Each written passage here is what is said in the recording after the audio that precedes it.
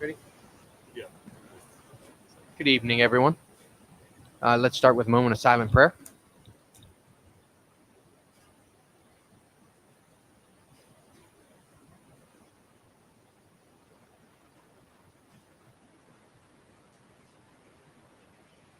Thank you. Please stand for the pledge. I pledge allegiance to the flag of the United States of America and to the republic for which it stands, one nation under God, indivisible, with liberty and justice for all. Call the order, please. Mr. Benton. Here. Mrs. Boer. Here. Mrs. Davis. Here. Mrs. Thomas. Here. Mr. Swager. Here.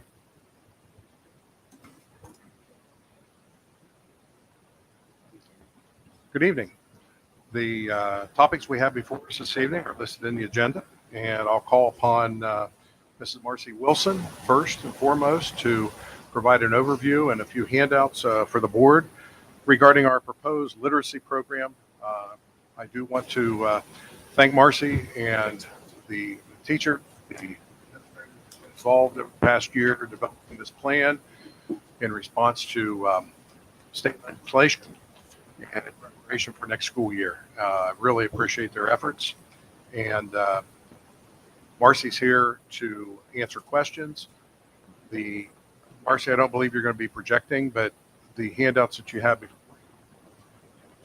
are a little more information in addition to what on this issue. And hopefully this will lead to the board's consideration of the proposal to approve this evening. Marcy? Thank you. Well, as you recall, Speak real close to the mic, please. it's on, I believe.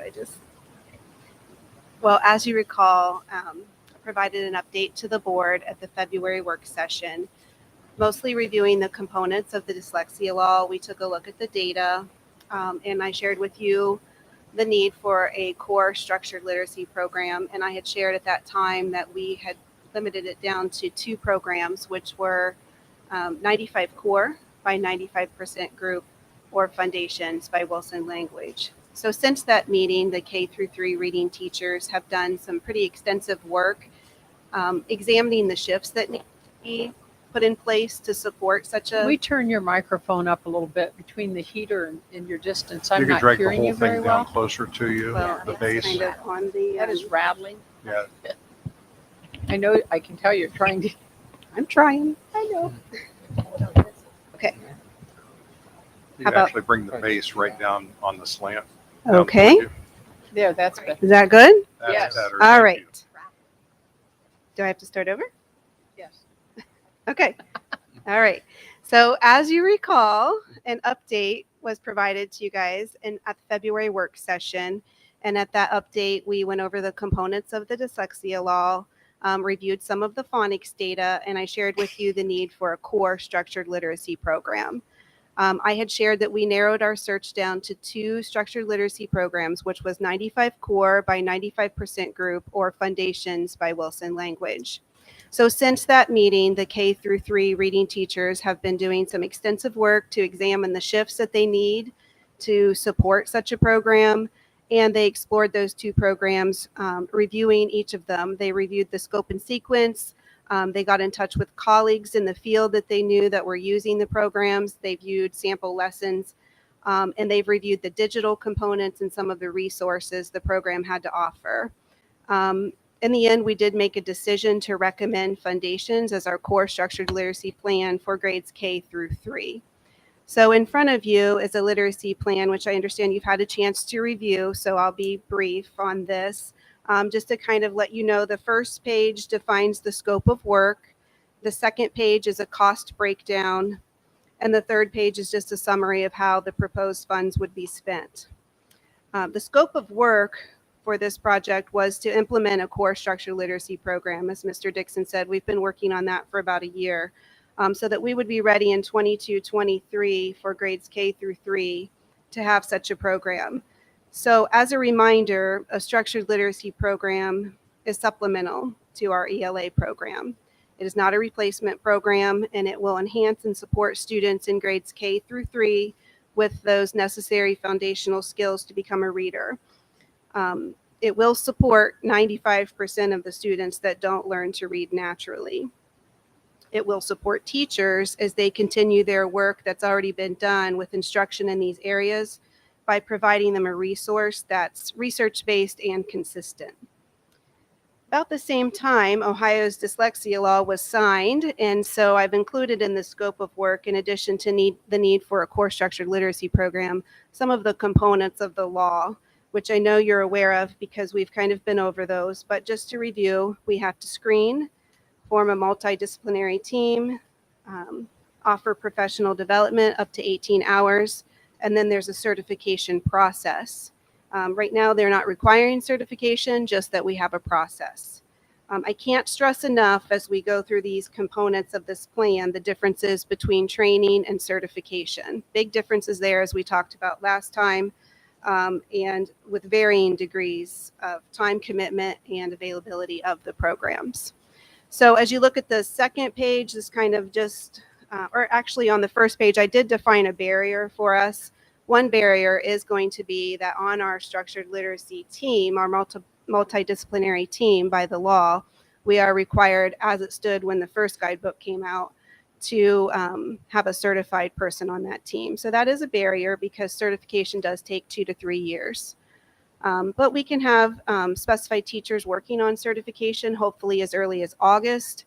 And given the extensive work in the certification process, we may have to partner with somebody if that stays in the final copy of the guidebook when it comes back out again. So then we get to the proposal. We are asking the board to set aside approximately $225,000 of ESSER funds to support the cost for materials, product training, professional development, decodable books, stipends for summer training, the screener, once we know what the list is to select a screener from, certification, once we get the final guidebook from the committee to be able to form a plan for certification. So there are still some things there that are kind of standing in our way for some decisions, but the cost breakdown does allow you to see how we anticipate to use the requested funds. They will be spent over time. First and foremost, on page 2 with the cost breakdown, the most important thing right now is to get the materials in the teacher's hands. So that's the first part of the cost breakdown, get those ordered. Next, the plan would be to address some decodable books. Some of them that come with foundations, well, not with, but as a add-on is geodes from Wilson Reading. And our team would also like to be looking at additional decodable books to supplement classroom libraries and our book room. Then we focus on the training and the PD. Again, very different from certification. This is another area that should be first to purchase along with those materials. 100% of K through 3 reading teachers have the desire to train on the product over the summer, but we cannot secure our dates for those trainings until a PO is in place. So that's why that's kind of first and foremost with the materials. So once we get past the training, the rest of the cost breakdown items we've gotten pricing on, but again, we can set the money aside because there's some additional work and information we need before we know 100% what we want to do there. That's the screener. Again, that list hasn't been provided to us yet. The Wilson Reading intervention is the route we can go to. Once we do a 3-day training with Wilson, then those teachers can start using Wilson as an intervention simultaneously while those select teachers are being certified. So we can then determine our certification process from there. And then that final page is just a summary. If you like graphics, it's just the same thing I went over, but breaks it down into areas where the money is being spent. Breaking out durable materials versus consumable, knowing that those consumables may need to be replaced over time. And I say may because in our first year of implementation, we would like to order all of the consumable materials, and then some of them can be printed and copied, but we want to give teachers a chance to decide which components they would like to print versus order workbooks for in the following year. Okay. So I do have an estimated cost of $11,000 to replace consumables, but some of those consumables, teachers may find that they could just as easily print copies. Okay. So that's it, kind of in a nutshell. Are there any questions I can answer about the proposal or the plan? Okay, great. I have questions. okay. You know, I always have questions. Okay. What if I'm a teacher in K3 and I feel like I have this inspiration? I want to go to, instead of the level 1, which is foundation, or Wilson's level 2, or what if I want to jump right to OG? Well, What as a would district, we need to first identify our certification process. So the first thing that needs to happen is our district needs to form a team, in my opinion, which would have a certified person on it, key folks, those that are going to be providing possibly OG or Wilson, like our literacy specialists, and district administrators. And we need to, and that is part of the law, that by the beginning of next year, we need to have a plan. So I think in that plan, we would need to define your very question. What if I am that teacher? And is the board going to pay for that? In your proposal, we have cost out up to 20 folks to be certified over time. We are still not sure if the guidebook, the final, will have ratios. We don't think it will have ratios, but until that final guidebook comes out. But the plan has to come first. this summer, could I expect that you would have, is it 20 teachers that you're going to begin with foundations? Is that what I'm understanding here? 20? We cost out 20 to be certified over time. Certification is 2 to 3 years. Foundations is training, product training. We'll train all K through 3 teachers in the product and offer professional development to them with foundations and how to intervene with foundations. So again, that's really key, that the training is separate from foundations, or separate from certification, excuse me.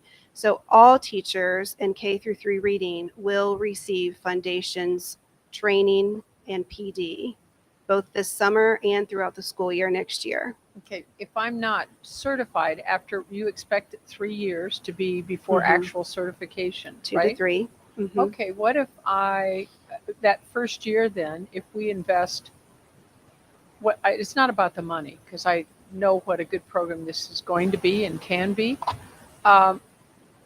What if, are these teachers then not able to utilize what they've learned this first summer? If they've taken X number of hours, they can't utilize that in the classroom because they're, quote, not certified? I'll ask a follow-up question. Are you talking about training or certification? No, let's say you're going to begin, I don't know how many teachers you plan to begin training this summer. How many? Training? Yeah. All K through 3 teachers plus Okay, reading give me a specialists, number. 33. Okay, give me a number. 33. Thank you. 33 teachers then, after they finish this summer, Mhm. can they utilize that in the classroom Yes. the next year? Yes. That's my question. Yeah. I just That is the wondered. answer. They're not certified, but they can No, use it. that's okay, but they And can they don't use need it. to be certified. The law says that 18 hours of professional development is all every teacher needs. How many hours can they get in this first year? 6 hours? Is that what I'm seeing? We 6? think that the summer program will be 6 hours, and that will be product training with 3 hours of science of reading. So 3 hours of PD, possibly the 3 hours can be used towards their 18 hours. We'll have to wait so for the at the end guidebook. of this summer, we'll have 6. By the beginning of next school year, we'll have 6 hours in. 6 hours. Mhm. And we'll have 30 teachers that have 6 hours of 33. training. And we could expect them to enjoy utilizing some of this skill in the classroom? They I think will parents implement are day anxious one. about it. Can They will implement day one. Okay. That's why they want the product in hand, so they can kind of play with their kits over the summer. And then when they come for the 6-hour training, they've had a little chance to preview their whole kit. They've previewed things, pieces and parts, but their whole kit will be in their hands to preview. They'll take the 6-hour training, and then they will get 5 one-hour sessions throughout the school year with someone from Foundations to check in with them every other month on how is it going, how's the implementation going, what are your barriers, what are you finding that you need more support with, and they'll offer that to us. So that's 5 additional hours of training, implementation training. And then we plan to, which is in this proposal, offer them the intervention training too. That's a 6-hour day. And Now, so is by that the Wilson or is that Foundations? foundations. Okay, just Mhm. staying on track. Yep, You've read mhm. more than I. Foundations intervention, but it's taking it to that next level. Like you mentioned, if I'm level 1, I'm learning after my 6-hour summer training how to roll it out day 1 of my classroom. Then the implementation 5-hour training is how am I doing with that? And the 6-hour training, they recommend we can do that in October or January, is what if those students that aren't responding to the core, what do we do with them now? And that's a 6-hour training on how to use the product in small groups and how to intervene with the product. So when you add all of that up, we're very, very close to the 18 hours. And there can be an extra hour in there with somebody that's certified to train, coming in to train on the science of reading, which And you'll they've do already this- had. But You figure that we can do this training with one set of consumables then, that you've got a cost here of, the materials are roughly $50,000. Will that take us through to 18 hours roughly of training, or will there be more supplements in that?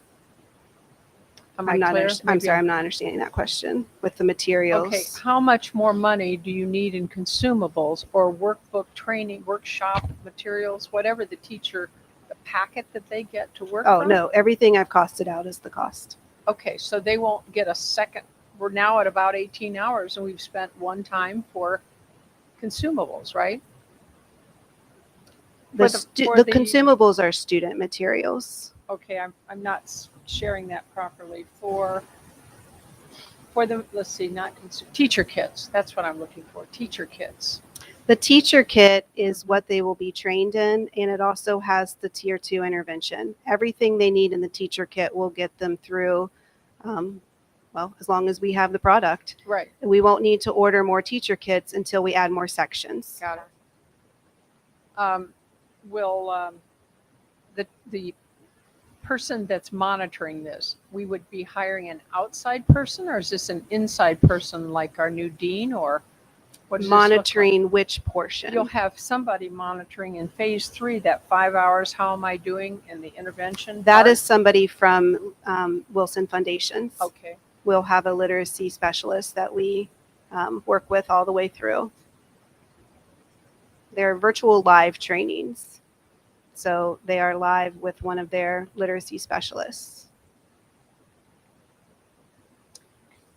I have a question, and I don't even know, I'm not sure you'll have the answer, and that's fine, or if this even logically would even make any sense.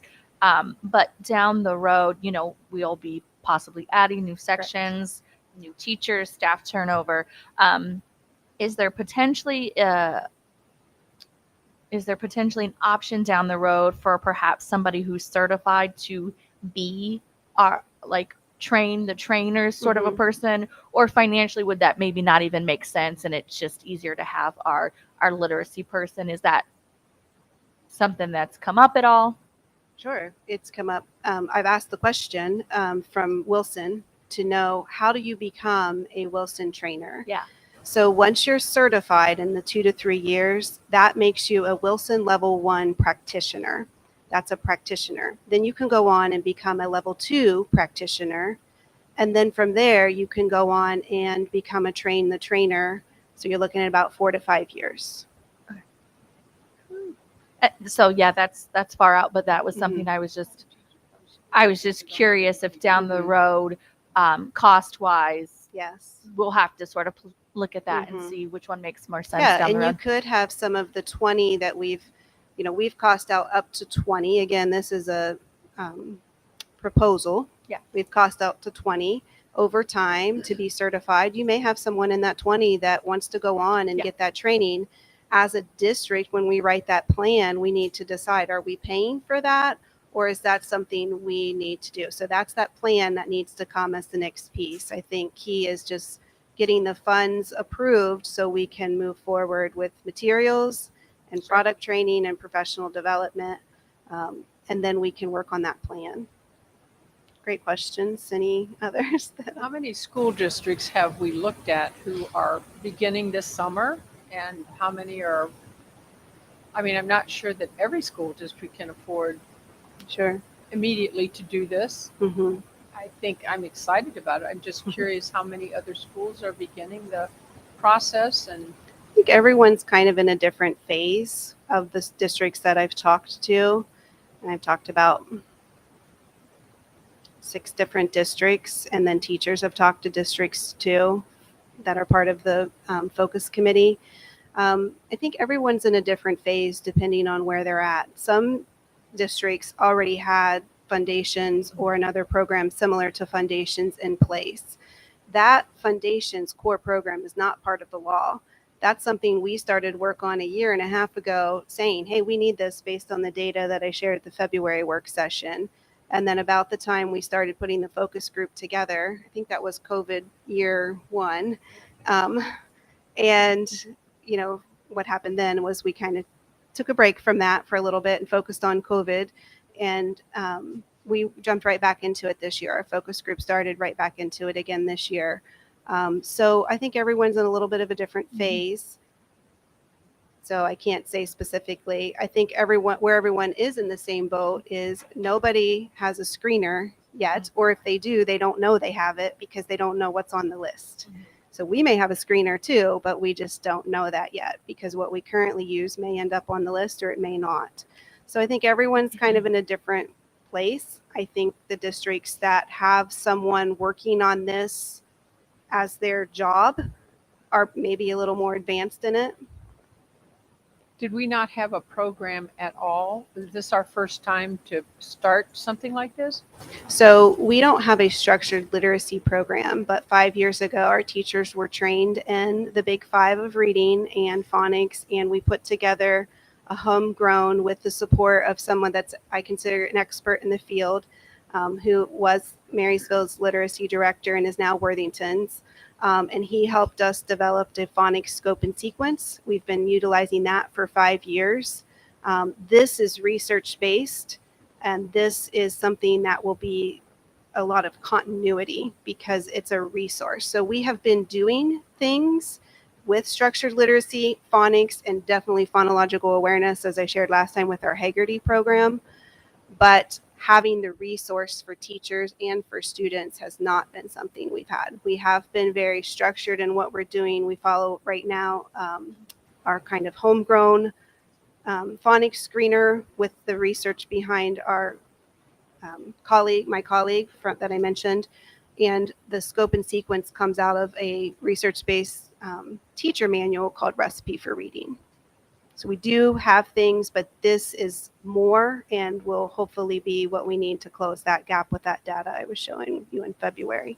And can you remind me, I apologize if we discussed this in February, is there any anticipation that there will be an expectation for teachers in 4th or 5th grade to have to go through this? So the law currently is that K through 3 teachers, but intervention specialists in the upper grades. Okay, thanks. Okay. But Wilson Reading does have a really great intervention program for grades 4 through 6 called Just Words. But I think we need to first roll out to the core, see who responds to that, intervene at the with foundations, and then you might be looking at a year or two if Mrs. Smith would want that. She is very aware of it and knows about it.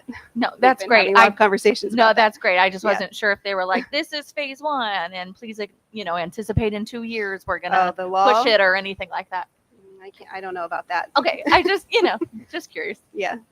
Our homegrown literacy program that we've been implementing, and we're Mhm. pretty proud of it. And frankly, it's done very well. It has. You're to be commended for that. Thank Because we've had some great test scores that show that. Will we see, or do you anticipate that we'll have done so well in our homegrown program that we may be a little farther than some areas in foundations than Yes. do we have to start at book 1 when we maybe already, I'll just use this as an example because I have not seen the literature. Mm-hmm. But then would we jump ahead to level 5 or 6 or is that not Well, there's only possible? 3 levels, so we wouldn't jump too far, but we have had a lot of conversations about that very discussion with both our Wilson rep and with the teams. They actually I said, we're a really high performing district. And so what are you anticipating? Is this going to be too slow for us? Will it be too fast? Where will we be falling in? And so they've taken a look at some of that data with me. And they, and I say they, meaning their literacy specialist that I've been working with, believes that we are set to begin right where we're at, because will there be some students that maybe, I won't say bored, because it's very routine and it's a comfort level for them. That would be maybe 5% of students that might think, well, this is a little too easy for me, but it is a 90 to 120 minute ELA block, and this is 20 minutes of it. So again, it's not something 20 to 30 minutes, depending on the grade level. So yes, we have definitely talked about that. We have some things put in place. There are pre and post assessments for each lesson to kind of help us progress monitor that and keep a close eye on that.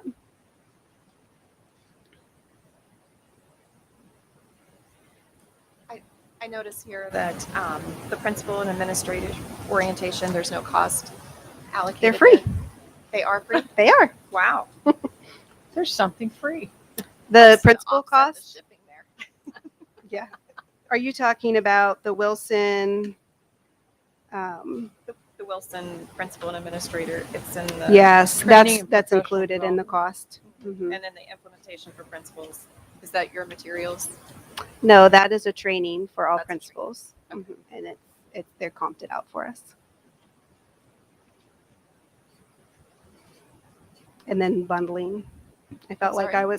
the bundling, we got a reduction for bundling of 4,959. So I felt like I was in a Progressive commercial, the Progressive insurance where they bundle. Yeah. When I was talking to our rep, so. Yes, 31 for the summer, because 31 is correct. I'm sorry. 33 was if we were going to add a section. We're not adding section as far as I know right now. If we were going to add a section. Yeah, we're okay.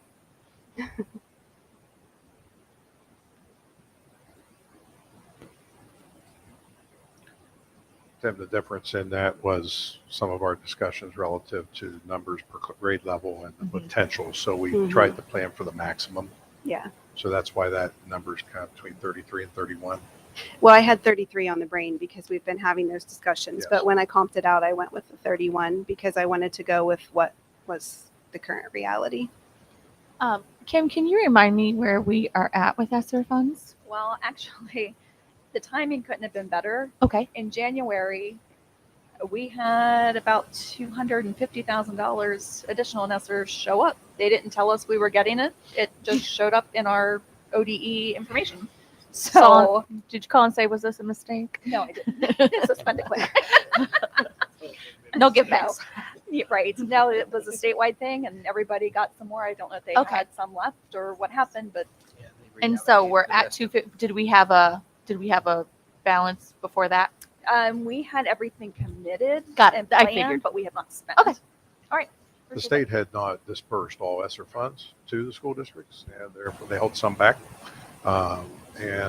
So it got to a point where they had to release some of those back to districts instead of holding on, because they're going to run out of time to spend it over the next couple of years. And so that was a welcome amount that came at a perfect time for this particular project.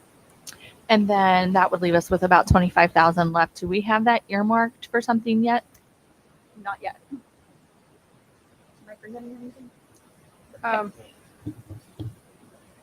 When would you anticipate after you do after we fund this project? Mhm. You'll do an assessment. How soon? Like is it a calendar year, or school year, and then your goals will be whatever you show us in the meantime. You're going to set some goals that will be reflected from the trainer, right? From whatever the trainer from, A literacy specialist. right, the literacy specialist. Mhm. I'm using your term. Now, So- when will we see that report? Okay, so When- are you when will you wanting a come back to us report and say, of "Gee, you how spent-" we spent the money?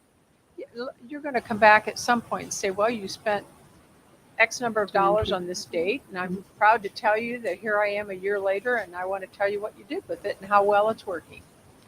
You tell me when you want the report. You and tell me I'll when you're do ready. the report. Yeah. No, I think at some point we need to set a time that we say, well, this has worked very well. Sure. Now, do we need to go to a next step? Is there, Mhm. when is the OG training, or do we do OG? Or in the meantime, maybe you found some candidates, teachers that want to do OG training, and Mhm. we'll want to expand this. So with OG and Wilson, both of those are certification, not Wilson Foundations, Wilson. Okay. So that structured literacy plan, that certification plan, that the administrative team and some specialists and certain people, that plan needs to be written before next school year. In that plan, we need to define, are we doing OG or are we doing Wilson or are we doing a combination of both? That's Okay. written by you at our school, not by the state, or is it by a state Not standard? me, a Okay, team. let's say reword that. Is it the state that then dictates that next step, or do you and within our school district? The only thing in the law right now is that we have to have a plan. That's as clear as it has been from the Good. state.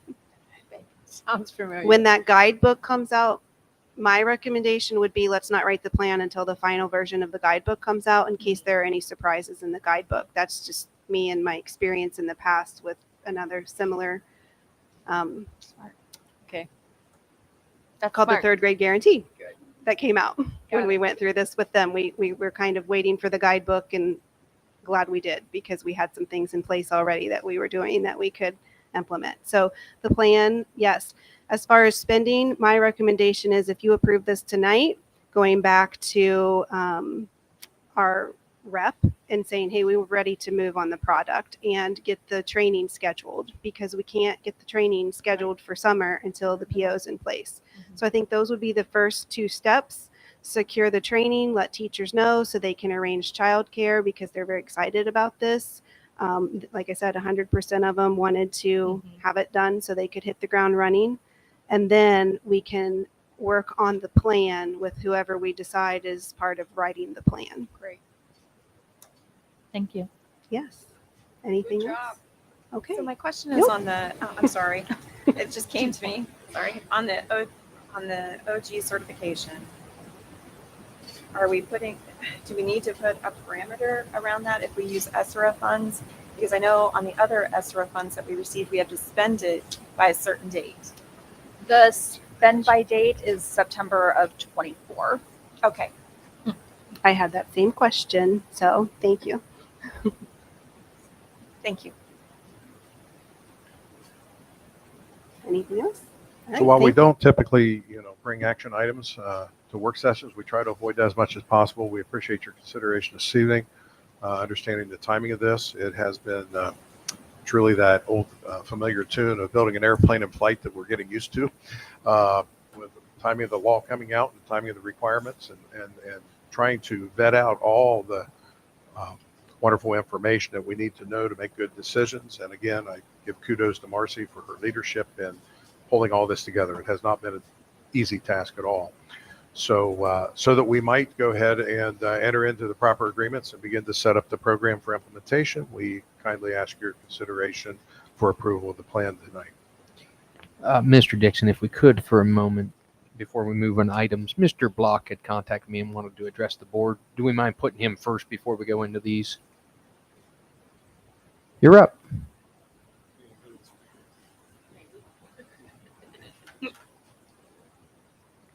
And folks, the closer you get to these mics, the more we can pick you up with this.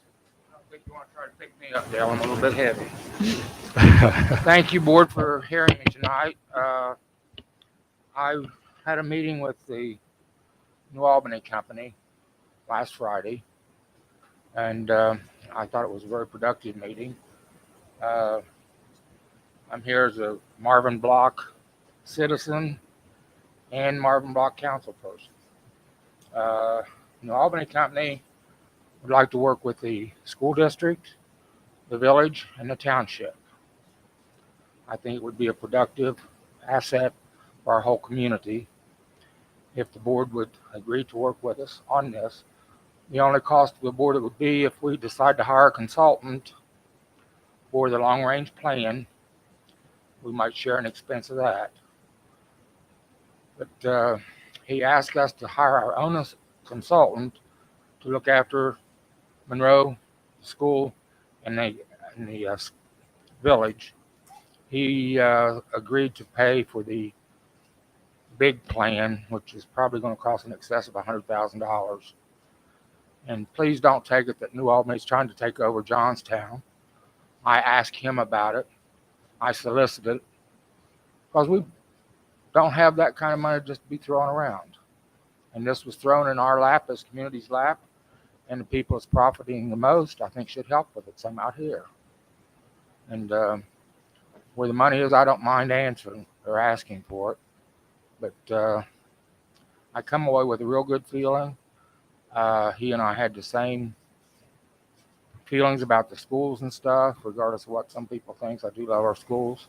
Without our schools, we wouldn't have a community. And we are want to look deeply into housing. I think we're going to see a lot of housing, but I run a lot of figures and facts and stuff on housing.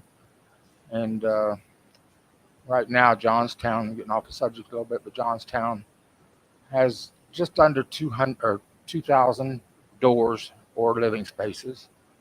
55% of those are rentals. 404 of those are affordable housing. There's about 225 or 250 that's assisted rents. We pretty well got enough rental units in Johnstown, and we got enough affordable housing. And I don't want to sound like an elitist, but what we need here in this town, guys, in this district is $500,000 and up. If I have a $500,000 house, I think will pretty well support itself. Time you get two people working, and the property taxes on it. And we're a little bit short on our income tax in Johnstown, but I think we can advertise that to our benefit someday. Come to Johnstown, you can get in for 1% in low property taxes, and we're still half of what New Albany is. But I think we'll see the housing stock rise to raise that tide. So, do you have any questions for me? Can I explain it any more or anything else you want to know about? I know it's taken you by surprise because it took me by surprise. Marvin, for us, you'd be asking for 2 board members to sit on it. Is that what I was understanding? Yes. And then 2 council members and then 2 township trustees? Yes. Okay. And then who would coordinate the meetings? Would you guys, or would, I don't care. I was just curious how that starts. Well, I'm going to be a little bit selfish. It's my baby, and I'm going to ramrod it as long as I'm able. Yep. I stepped out on the float and asked for the help, and the arm was extended. And I don't want to sound arrogant or anything, but I don't want to see this messed up. And the reason I asked for 2 for each one is so we could have 2 seasoned people to go and sit down and talk. And my game plan is to have these meetings with New Albany and try to get this long-range plan for our community and report back to the people once a month or every 45 days or something, and actually have facts to tell them. That this is what's happening, and this is not rumors and gossip. This is what's going on. I got another meeting next week, or the first, with their zoning department to talk to them. I don't know if you know how they do their zoning and stuff over there or not, but we're in the Stone Ages in Johnstown. Our zoning, we need to upgrade it. I really see New Albany Company and New Albany reaching out to us, but I reached out to them first. I called them and point blank asked them for help. It's overwhelming for us, and with all the other problems and stuff right now to get straightened up, we need to get going on this project. We're already late to the table from what other people were. And they're asking for the trustees, the council, and the school board to go together to do a consultant to have. If we decide to hire one in, it would be, I think, at minimal expense. The school board can't afford it, but we'd have to go another route. But what he wanted us to hire a consultant for the area here, so we had our own voice in the consulting business, And it couldn't say that New Albany took advantage of Johnstown or the school district.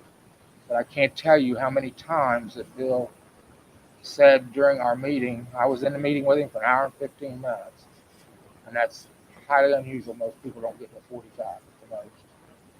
And we got some more meetings planned. But his number one thing that he kept talking about was, I want to make the schools whole, make the schools whole. And I was impressed with that. But he wants the whole community we don't want another New Albany. He doesn't want another New Albany. He wants a complement to New Albany. And either we get on the band, or on the wagon, and work with them, or stub it up and not work with them and get what we can get. That's the way I feel about it, and I think you get a lot more attention and cooperation with a jar of honey than you do with a jar of vinegar.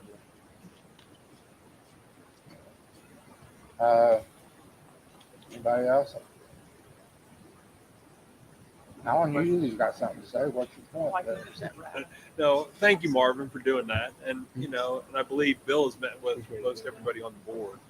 So I agree with you that they want to help the school and help us prosper as a community. So I agree with everything that you're saying. Well, he and I agreed on so many things, and you know me, I'm easy to get along with unless you cross me. I sat down and had a piece of paper, and I showed him. I said, Bill, this is kind of my vision for the community. I don't particularly want to annex everything in Monroe Township. I'd like to leave it rural if possible and work with them on TIFs and TAFs and those kind of taxes. And take 100 acres, say that 100 acres in the township zoning, they can build 150 houses on it. Well, let's snug those houses up on 50 acres and leave 50 acres green space. So we don't have, to not speak bad of another neighborhood, but we don't have another Pataskala. We have pockets of neighborhoods around the township and the surrounding area. Would be my vision. Might not get to stay here long enough to see it, but if it starts out, it might get finished. But I just felt real good about Bill. I think he's a good trusting man. But he did say to me that I've been waiting for somebody to propose this because of working with him on the long-range plan. He said, I've been waiting for somebody to talk to me about it because I didn't want to be the one to bring it up thinking that I would take over. And I brought it up. We discussed several things. Nothing was a secret that we discussed. It's all about this community. If the board, getting a little pretentious here, but if the board decides to participate, I'd like to make a request, but it's the board's decision.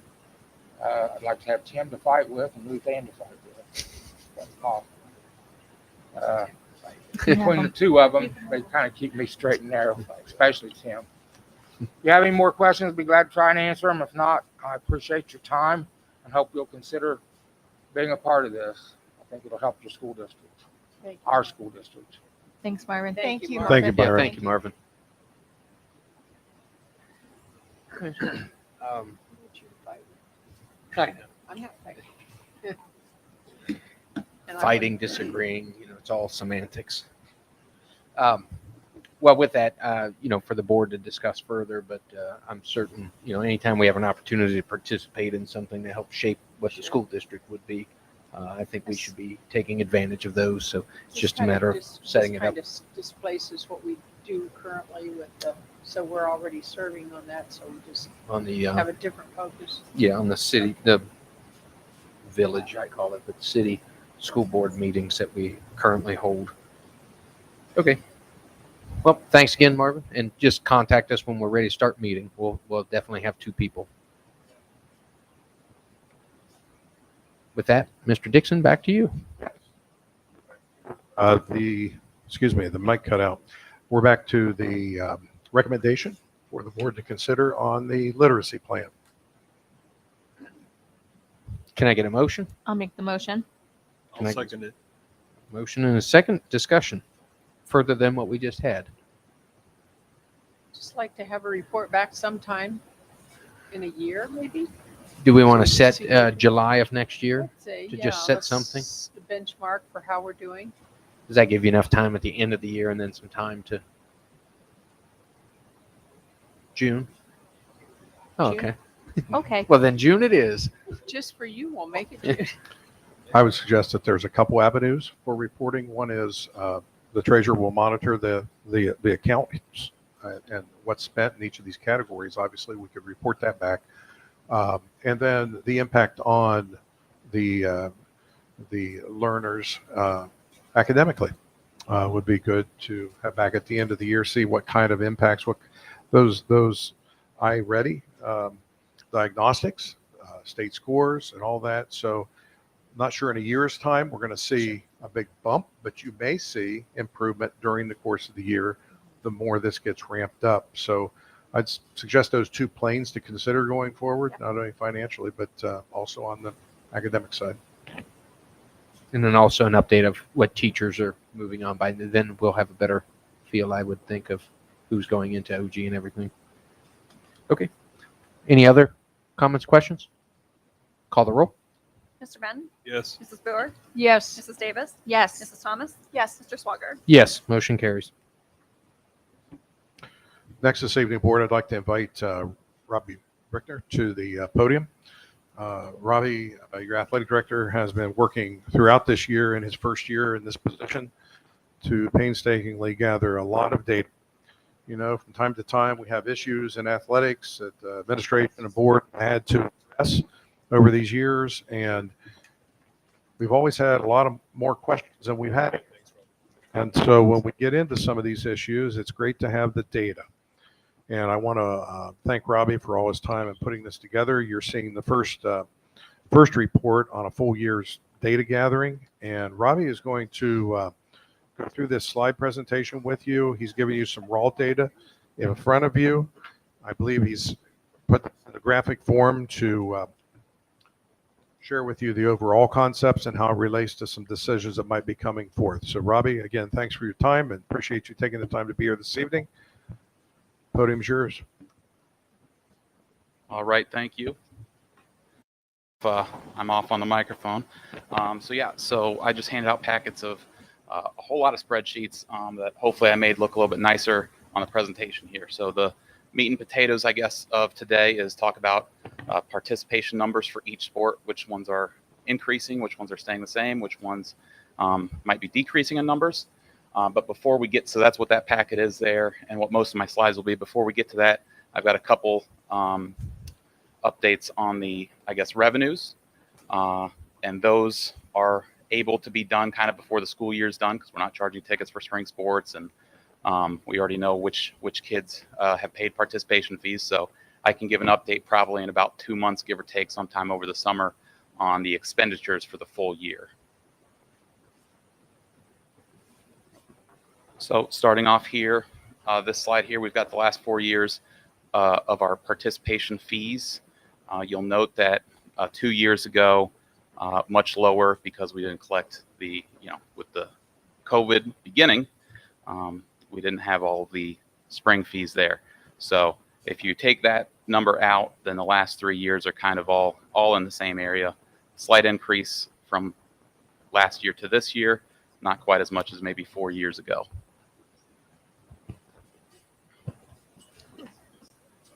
Oh, you're good. So that's fairly straightforward. So if I'm going too quick on these, just let me know. I've only got 72 slides. About 18 or 20. This one here, we've got our ticketing figures. And I can get really thick in the woods on this if you'd like me to. I can break down and tell you how many people went to a volleyball game and how many of them paid in cash or online, and I can really get deep into that stuff. So here's a main encapsulation of that, of just what we've done this year. I don't have at least the detail of this from prior years. Maybe I have the total. That's me. I might have the total numbers for a few of these items, but definitely not the details. So this is something that I plan on updating and continuing year to year. It's a lot easier to take this data when you have online ticketing. It kind of makes it for you. But I went through and counted up all the sheets and tallied it up for all the paper tickets, all the reports from those. So again, this I'm able to present now just because we're not charging for spring sports. So this is our full school year of ticketing there. And Robbie, might you address the issue of online purchase versus cash purchases? Pardon me if I'm jumping ahead, but to clarify some of the issues you're facing with decisions. Sure. Yeah. As to what to offer our public. Yeah. So it's becoming more and more the thing for high school athletics than it was maybe even just 2 or 3 years ago to provide an online option. So one of the negatives or drawbacks of that, once people do it once or twice, you kind of know how to do it. So there's a lot of grumbles and complaints. I didn't know you guys were doing online tickets and all that good stuff. But one of the drawbacks is if I come to a game, a high school game, adult ticket, and I pay $7 in cash, if I buy that same online ticket, it comes with a dollar fee to Hometown Ticketing, which is the company that we use, the company that is sponsored by the OHSAA, that all the other online ticketing in the LCL also uses Hometown.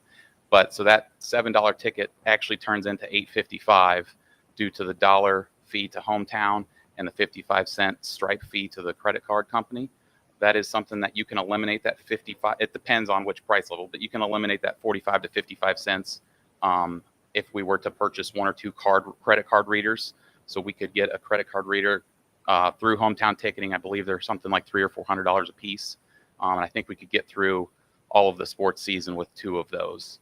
That would at least eliminate that 45 to 55 cent fee on a $3 or $5 or $7 ticket. So that is one of the drawbacks to that, which I might just skip ahead here. But you'll see for this entire school year, it's almost exactly a third of the people that came through our gates, whether high school or middle school, whatever the sport was, right about a third bought online tickets, and right about 2/3 bought with cash the old school way. But we were one of only 2 schools in the LCL to offer both options at our gates, and we were actually the only school to offer both options at all of our gates. So I put on there that Newark Catholic is hybrid as well, but they were charging once they got it set up, so it was a little bit into the sports season, into the fall season. Newark Catholic did online ticketing for their high school, online only, and middle school level was cash only. So they're kind of hybrid, but not the same way we are. So we were the only school in the LCL where you could show up to one of our games and purchase either option. Only one school was cash only, and the other 8 were online only. But some of the positives to that is it allows us to get on each of those tickets. You can there's 3 spots at the bottom where you can get a sponsor.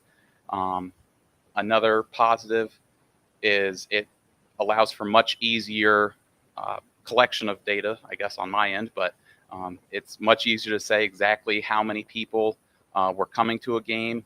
It allows for, there would be no need to print like league passes or paper tickets.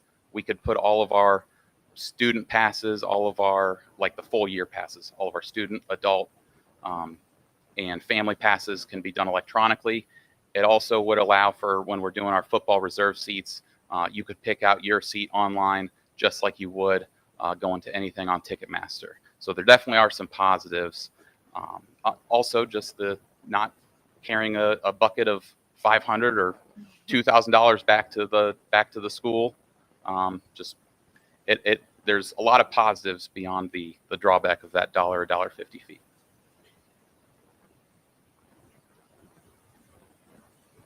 So going step backwards here, but the last 4 years, here is our total, and that last one is this current school year on the ticket fees collected at the gate per year.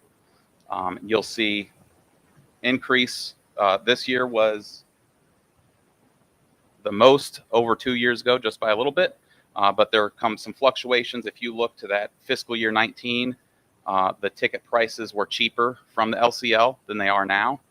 and then trying to compare we've almost got 4 different data points where it's really hard to compare them from one to the next, because from fiscal year 19 to fiscal year 20, the price got raised from fiscal to what it is currently now.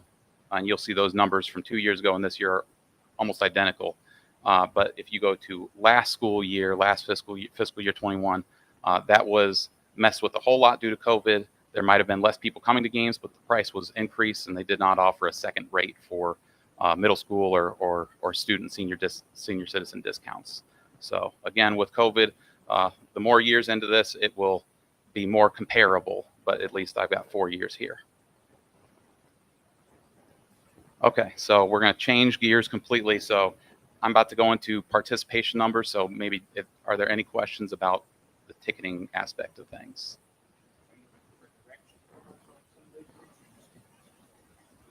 I will gladly take any direction or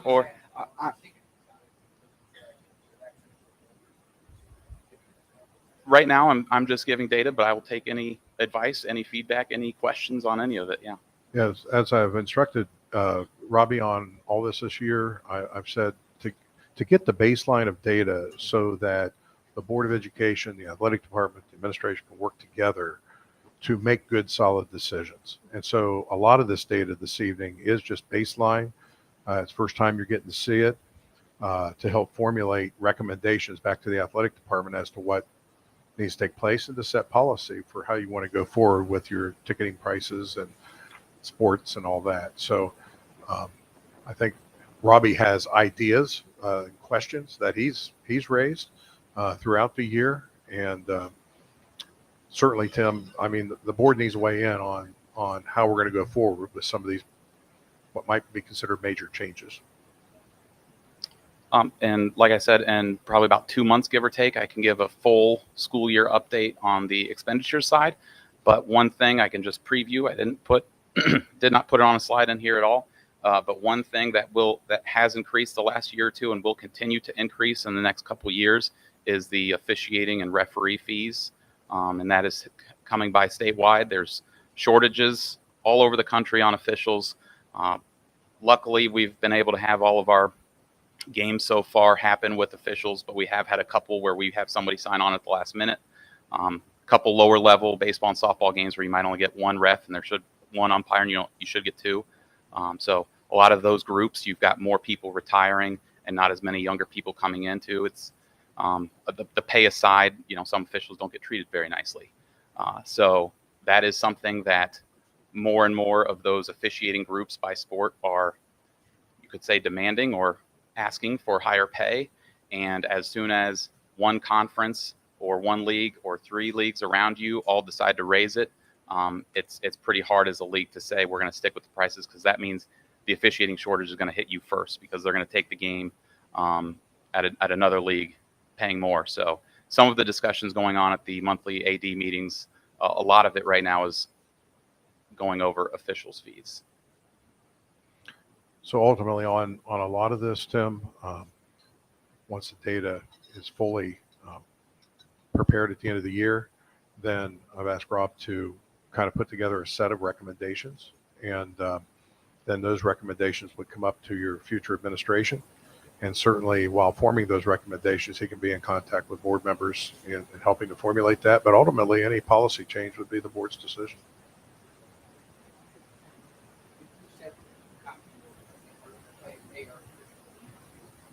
Sure. Yes, I can do that. I've got some of that already collected, also with the comparison of maybe the OCC and MVL, some of the local, but I can definitely polish that off this week and give some. Sure.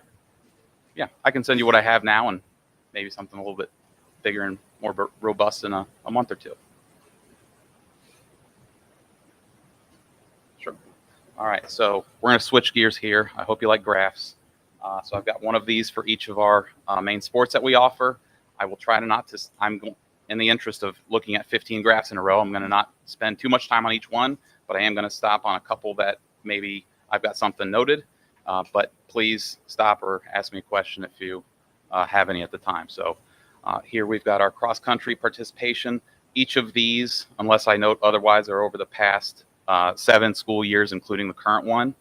While that looks like a big jump from that 15 to 16, really it kind of levels out, and the top line there, if you can't read it, is 40. So I've got the range on the low end and high end on the first bullet point on the left for each of these slides. So they're kind of all set up the same. So I'm not going to get too crazy into the details on many of these, so please stop me if you want to talk about cross country or whatever sport we're going on.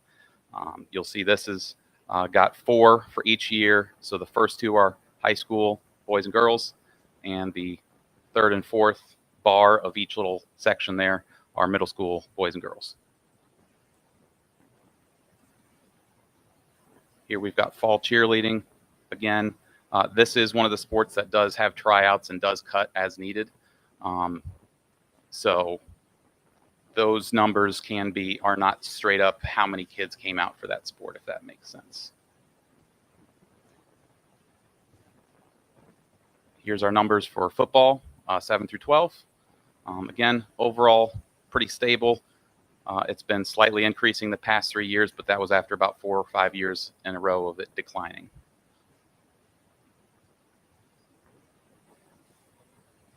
Here we've got golf.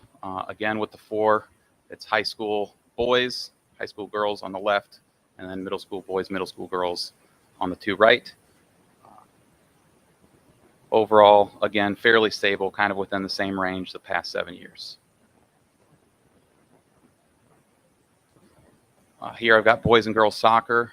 This is high school only, since we do not sponsor middle school level soccer. So the first bar and the second bar, that's just boys high school soccer and girls high school soccer. You'll see overall it has grown, but if you look specifically at all the red bars, you'll see that boys soccer has grown as rapid as probably any sport the last 3 or 4 years, and girls soccer maybe declining slightly over the past 4 years or so. But the boys soccer program is definitely growing, and at a fairly rapid pace if you just look at the last 4 years. So a couple things I have highlighted at the bottom of these are maybe the part where I'll stop and explain more.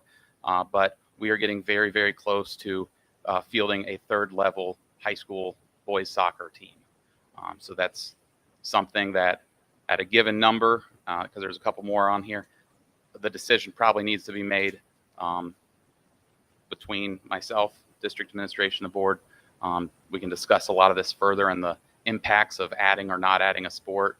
You got to think about facilities and usage and time schedules, all that stuff.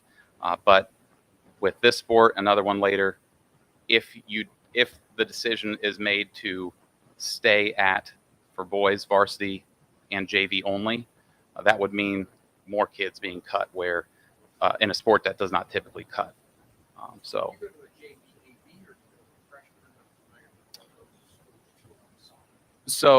it could be either. My suggestion, I think a lot of schools, when transitioning from that 2 teams to 3 teams, prefer to go the JVB route.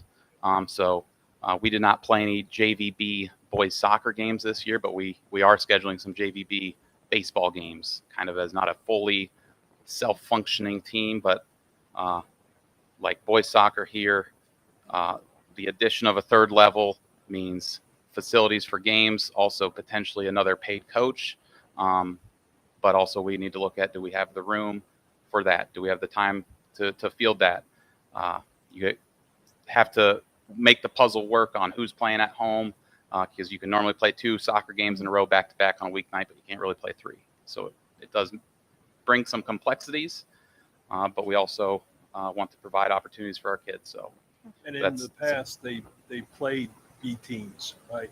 Because what happened to you in the past was there was too many students that were playing the sport, and to get more games in, they would typically play some of the B teams that are in the area, and they would primarily be freshman boys, because just to give them some field time, which they wouldn't normally have received. So even though we didn't have a formal, B team in years past, I know we actually played that way at times.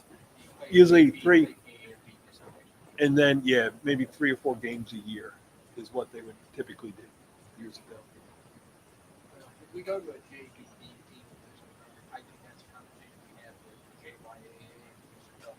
Sure.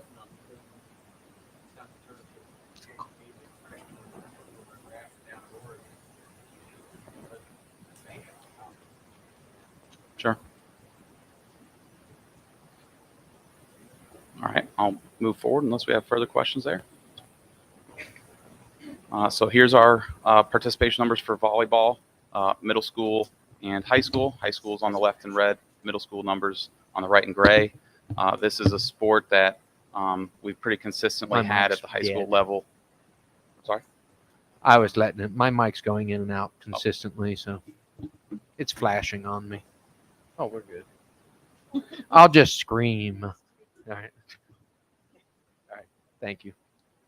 So, oh, you're fine. So for volleyball, we've pretty consistently been at 2 teams at the high school level and at 2 teams at the middle school level for that matter. This is a sport that the data doesn't really show it. I'm not anticipating enough numbers for a 3rd level team in the next year or 2, but this is a sport that adding a 3rd level is maybe less complex because volleyball games can be pretty short, and it's definitely the norm for the schools that have 3 teams to play them back to back to back, just like you would a basketball game on a weeknight where you've got 3 levels. And this is a sport that they do have tryouts in from year to year, may make cuts, but those are typically minimal. Here we've got boys basketball. This is probably the straightest line of all the sports. They do have tryouts. Sometimes that's for cutting. Sometimes that is for placing on the varsity or JV team and back and forth.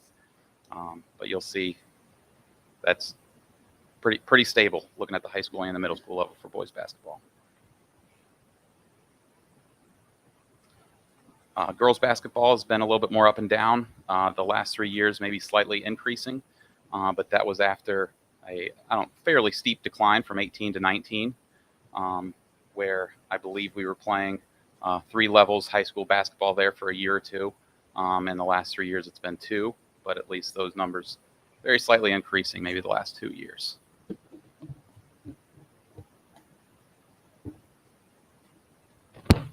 Here we've got winter cheerleading, a little bit of fluctuations there, but one thing that's nice about the cheer group is it's not necessarily mandated like most other field sports where you can only have an X number on the sideline at a time. So this is something that you can cheer at a basketball game if you've got 4 on the sideline or if you've got 10. Sometimes on the smaller gyms, the higher numbers get a little tougher, but if we were to raise the levels at the high school level at least, that would be pretty much in line to being able to have a freshman cheer team, which we've not had.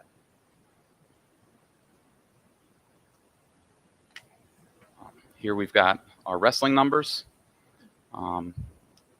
One obviously big bump there in the winter, the 1920 school year. Other than that, if you take that one out, it's been pretty consistent and maybe slightly on the rise if you look at the average over 6 or 7 years. But one thing I wanted to point out is the numbers are relatively low for being able to field a wrestling program. At the high school level, OHSAA, you've got 14 different weight classes. And at the middle school level, you've got up to 16 different weight classes. So if you look at this most recent year where we had 6 at the high school level and 8 at the middle school level, we're give or take about half of the weight classes. So when we go to weekend invitationals that might last all day long, or if we go to maybe a 4-team meet, usually all of our kids can get a meet in, a 1 match in, if not more. But on a lot of those weeknights where you might just do a duel with 2 teams or a try with 3 teams, you might have, let's just say there's a weeknight Wednesday try meet with 3, there's 3 total schools. You might have 1 wrestler on your squad that has kids in his same weight class. You might have 4 of them from the other couple schools. You might have a wrestler that has none and doesn't get an opportunity to wrestle that night, or has to wrestle somebody outside of the mandate of your weight class, and the higher weight class kind of has to agree to that. So I don't know that there's a hard and fast number on the number of wrestlers it needs to stay functional, but the lower it goes, it is definitely tough to schedule duels or tries, and no one really wants to show up to a meet, and then they figure out that the one kid on the other that in their weight class is not there or sick, or so we try to the best to organize that ahead of time, but also isn't great. You got a mom or a dad might drive 40 minutes away to see that, and then your kid ends up not wrestling. So How are that's the other programs in the, within our league? How are they faring? Are they similar with participation rates, or are they different? I would say most of the teams that have wrestling are higher in numbers. I don't have the exact figures, but that's definitely something worthwhile on some of these that need more inspection, I guess. I'd be willing to get. I don't have the numbers for that. I think for wrestling, it's definitely something we need to. We've been talking about wrestling for the 12 years or 10 years we've been on the board, and we keep seeing growth at the middle school, but never comes to fruition at the high school. And we keep talking about this, so I'd like to see where we're at on those numbers comparatively to the other LCL schools, if you would. Yeah, And absolutely. how easy it is to schedule with them, because like you said, if we don't match up very well, do they even want to participate with us? So yeah. Anyone having a Saturday meet, they don't necessarily care too much how many kids you're bringing. They just want to know. But it definitely does get a little bit more difficult to schedule weeknight matches because in my mind, I want there to be 4 teams there, but that means whoever's hosting it's a long day, and it might be an hour away, and 4 teams it doesn't work out. Usually during the weeks, it's a lot of 2 and 3 team matches, and on Saturdays is where you get the bigger meets. So of course, our high school and middle school level, our Saturdays were booked up full. The way that you schedule wrestling is a little bit different than most other sports, where you might have 15 games in a certain sport, or 22 games or 10 games, whereas there's kind of a point system for wrestling, and it's 4 points for an invitational, 3 without going through the whole scale, but a duel or a try might just be a point or a point and a half. So it gets interesting. Your Saturdays in December and January definitely fill up when that's a school in our situation. The other thing that we would like to know too is we've had some of our wrestling students have great success on the state level. Is there a way that we could pull together, over the period of time, how much success we've had in case we make a change to the program? What kind of effect would have on individuals? Sure, certainly. I'll make a note of that. So again, it's a fine balance. We want to provide as many opportunities for our students, athletes as possible. I feel like with wrestling, maybe not the case with some other sports, we've got a decent amount of kids that just participate in wrestling. I don't know. That might just be me. I feel like that draws a certain type of kid. So we want to be able to have those opportunities, but at what point does it become, not feasible? In my opinion, we might be pretty close to that line. I don't know that we're under it, but that's definitely something for further discussion, and I'll absolutely do more digging on some local schools and what their numbers are, and especially if I can uncover any schools that had a program and discontinued it. At what point did that happen?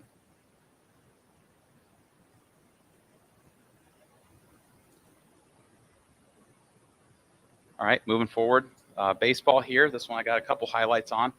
So high school baseball is in red. There's only 2 gray bars because looking at the 16, 17, 18 spring, it was under the school district umbrella. I'm not sure why in Final Forms. I don't know why I don't have data on the number of athletes for that middle school 2017 year. But the two big points I want to go over here is just like boys soccer, this is a program at the high school level that has been growing the last couple of years pretty consistently. May not look like it with the scaling of it, but we are probably right on the brink of needing to make a decision on that 3rd level because when you get in the 35 to 40 range of high school athletes, high school baseball players, you either need to start making cuts or it's pretty tough to have 9 on the field and 11 in the bench, and not hearing those complaints about playing time. So right now we are, this current year, we're at give or take about 15 on the varsity level, 15 or 16 on the varsity level, and 19 or 20 on the JV roster. Some of those can move back and forth, but if you're playing 2 different spots on the same day, you can't. This is the second year in a row that we've scheduled some JVB games.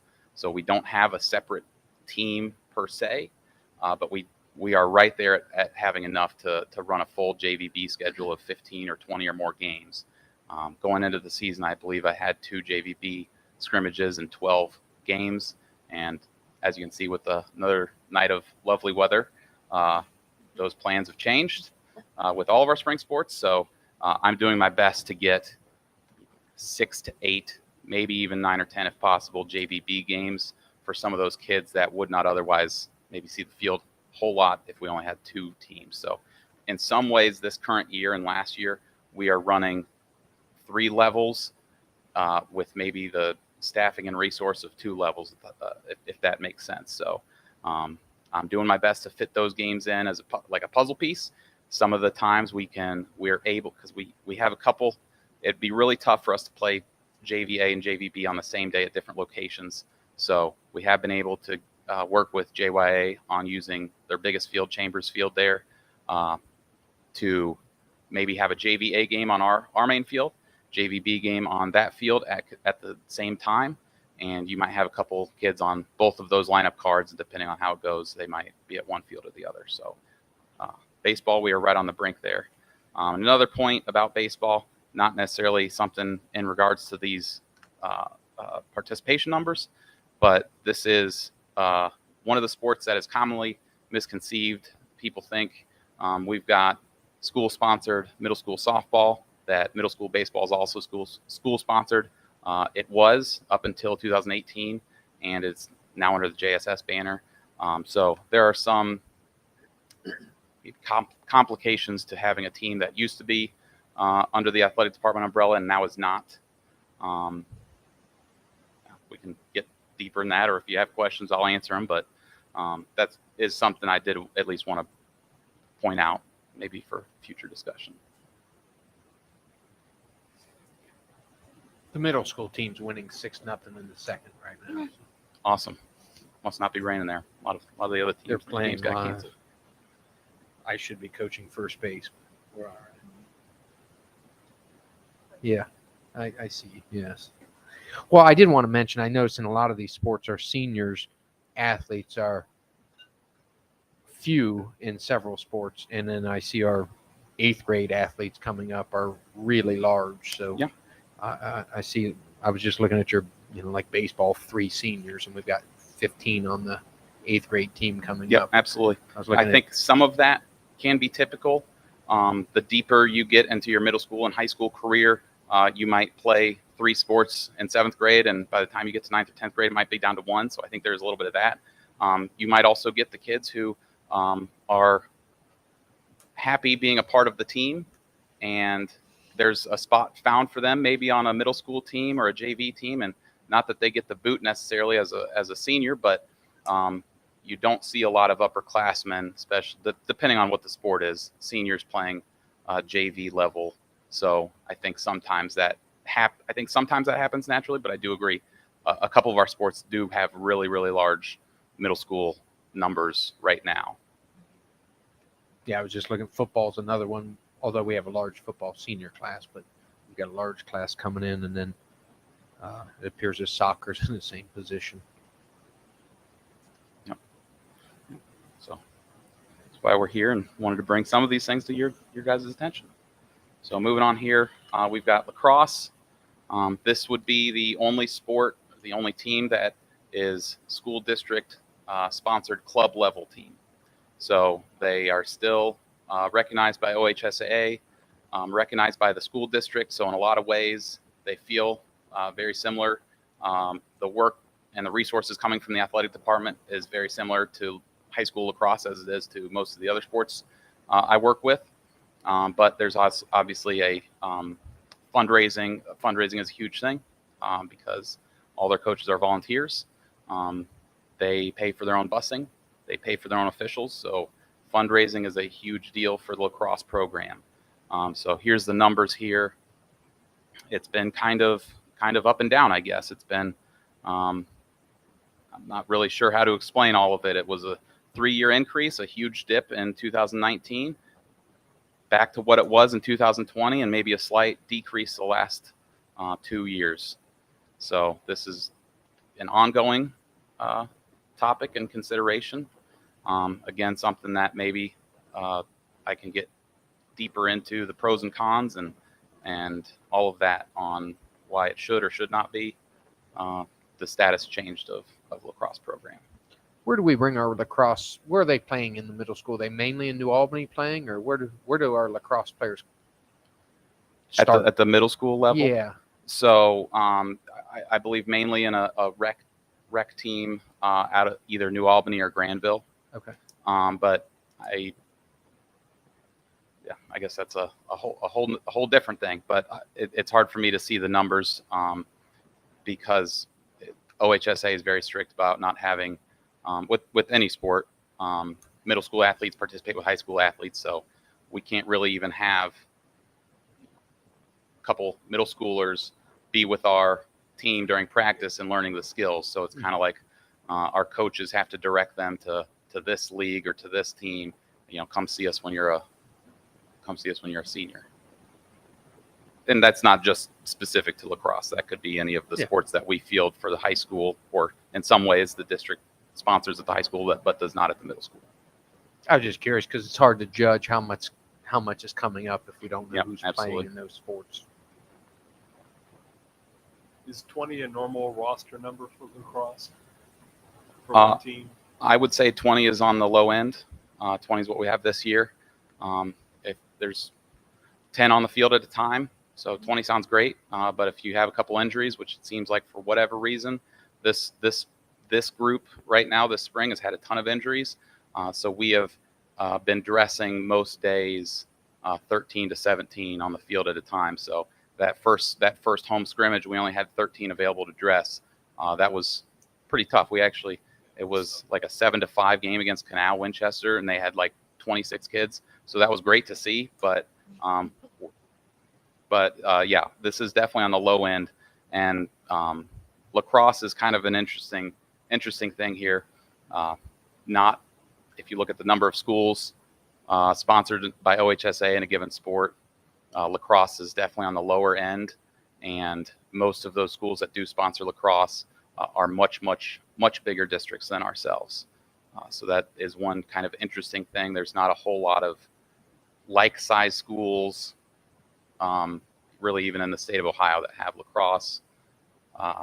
So we often get longer travel times for maybe more competitive games, or staying a little bit closer to home, and maybe less competitive games. What do you think the low numbers are helping to cause the injury level because of not having substitutions? I think that could be a factor. I mean, we've had, I think, 4 concussions, so I don't know that has a whole lot to do with it. But we have had 4 concussions this spring. So I think that could be a factor. I mean, anyone that's healthy is going to be getting playing time on a given night. Now, at least the last couple games, it's looked more towards the 16 or 17, 18 end. But a couple of those games early on, we didn't have a whole lot. It does make practices tougher. Is it still true that OHSSA, it's a 2 concussion rule and then you can't be in a contact sport? I don't believe I'm familiar with that. It's I guess case by case, and by the recommendation, I can definitely look into that. I don't know of a limit by the state on the number of concussions. And after talking to our coaches and Jeannie, it's not like we've got 3 or 4 concussions a year. This is something that we can't really explain why it's, I guess when it rains, it pours.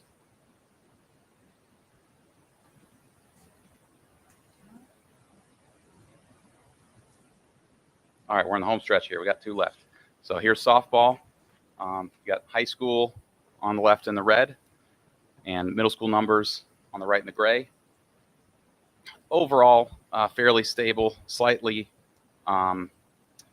a big decrease if you just look at the high school level from last season to this season, and that's merely explained by last year we had a JV team. This year we didn't really have the numbers, and a lot of those kids that were on the line of maybe did not play softball all their lives, and not softball is just one of the list of the things that they do. It seemed like all of those 6 or 7, we were talking about it back in December and January.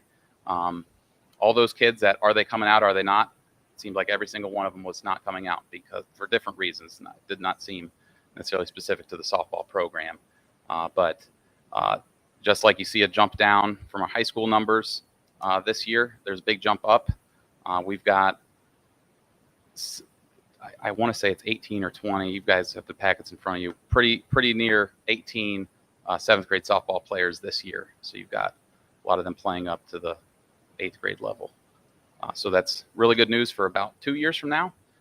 So hopefully we can get back to having that JV squad that we've consistently had the last couple of years up until this year.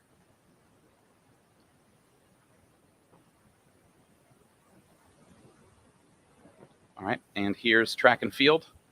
Again, the 2 bars on the left being high school students, boys and girls, 2 bars on the right being middle school students, and maybe slight decrease over the past 5 years, but overall pretty steady. We're not really hurting for numbers on track. It's kind of, again, a little bit different than maybe some of the regular team sports where the more the merrier.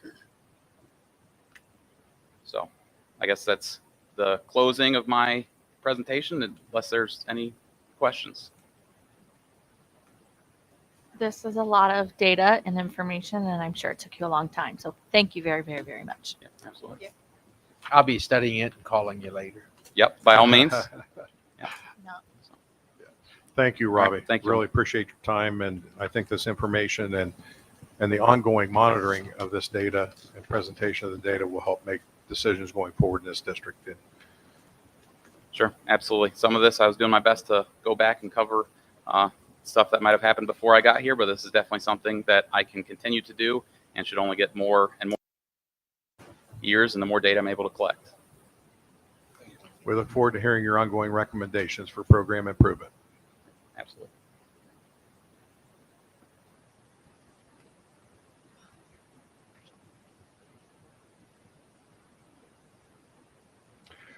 Do you want to move down to the personnel recommendations so we can vote on that, and then we'll come back and talk about those other, because Happy those will to. be Happy to.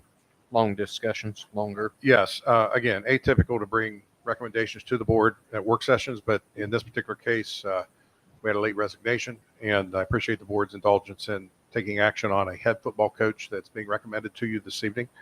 Brian Votaw comes highly. Volleyball. I'm sorry. What did I say? Football. You made everyone in Johnstown just go, what? Volleyball head coach. Did I startle anybody? Sorry, Mike. Anyway, yes, appreciate your consideration of employing Brian Votaw as our new varsity volleyball coach so that he can get started. I mean, if we were to wait till May 9th with the others, I mean, that's a few weeks that are invaluable to get this program going. So I've sent you his resume, kind of giving you information on him in advance. So if you have any questions, certainly ask, but appreciate your consideration in approving this evening. Can I get a motion? I'll motion. I'll second it. Discussion? Welcome aboard. Call the roll. Mr. Benton? Yes. Mrs. Boer? Mrs. Davis? Yes. Mrs. Thomas? Yes. Mr. Swagger? Yes, motion carries. With no discussion, I'm assuming we're passing it. Now I'll sign the contract, so they're going to make it official. Mr. Richtner, you may notify Brian. Are you going to set up a meet the coach night like you've done for the others? Sorry.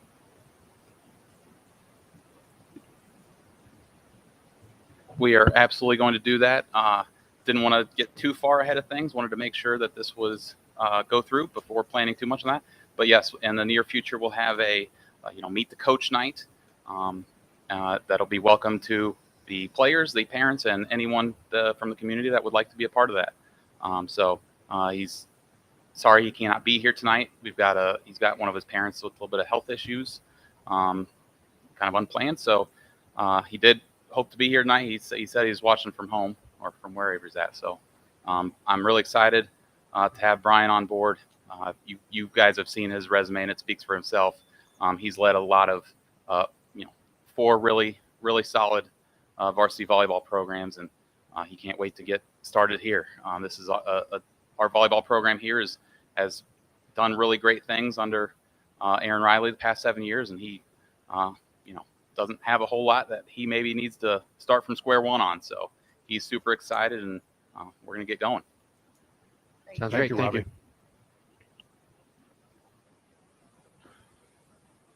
So, Mr. Swager, the third and final topic that we had pre-planned for this meeting are 3 policies that's been in question that were delivered to the board in December. We considered them at the January meeting on recommendation from the policy committee. They were tabled at that point for more discussion and brought back before the February meeting, tabled again. And at that point in time, the board had asked that they be scheduled for this work session this evening for further discussion. And I've placed them on the agenda as directed by the board. Thank you. So on these policies, I know we've been back and forth on the controversial issues, suspension, emergency removal of students, and we wanted to kind of have more of an open conversation about what the policies are, where we stand on those, comments, feedback, just an open discussion rather than having motions and voting on it this evening, and also how we want to move forward. And then Mr. Dixon, I know that I spoke to you as well. Some of the concerns I had on the controversial issues actually should go under the selection of textbooks and things like that. So that way we have a separate committee for those rather than under this policy. I think, and I certainly understand the board's concern these days with issues that are before us. I do. With respect to the policies that are before us for discussion, the controversial issues and the suspension, expulsion, and the emergency removal policies might not be the best policies to discuss. As you've indicated there, I might suggest to the board we take a look at, I'm sorry, James, my mic's cutting out here. Let's try this. You might want to note, and I'd be happy to provide these in writing to you, but there's a number of policies that I suggest we need to truly discuss some of the issues with experiences we've had this past year, with ongoing concerns in our community, our state, our nation, and world. I think it deserves more discussion. The following policies: 1, the adoption of textbooks, which would be policy 2510, I would suggest looking at. The policy 2520, which is a selection of instructional materials and equipment. And along with that policy, there's administrative guidelines 2520 as well. Complements that. Also suggest taking a look at public complaints, which are established policy 9130. And the relative guideline, which is 9130 AG. And then while you look at those, you might want to take a look and realize that there are forms that are already approved as policy. And those forms would be, I believe they are referred to as 9130F. And there's a sundry forms which guide the public or staff or students or anyone having a concern with respect to materials, with respect to equipment. Those forms are used. And if you look at 9130 guidelines, it's very well spelled out the process to be used. Sometimes there are situations which would cause one to bring issues to the attention at a higher level, as we've experienced.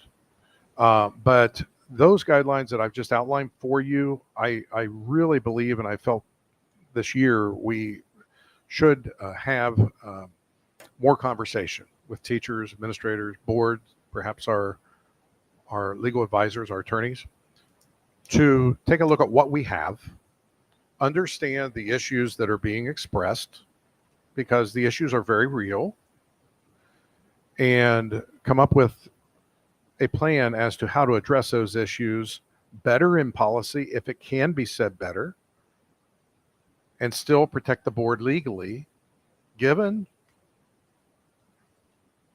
current Ohio Revised Code, given current cases in courts, to better understand if we indeed need any improvements, or do we simply need a better execution of the policies we have in place in the guidelines.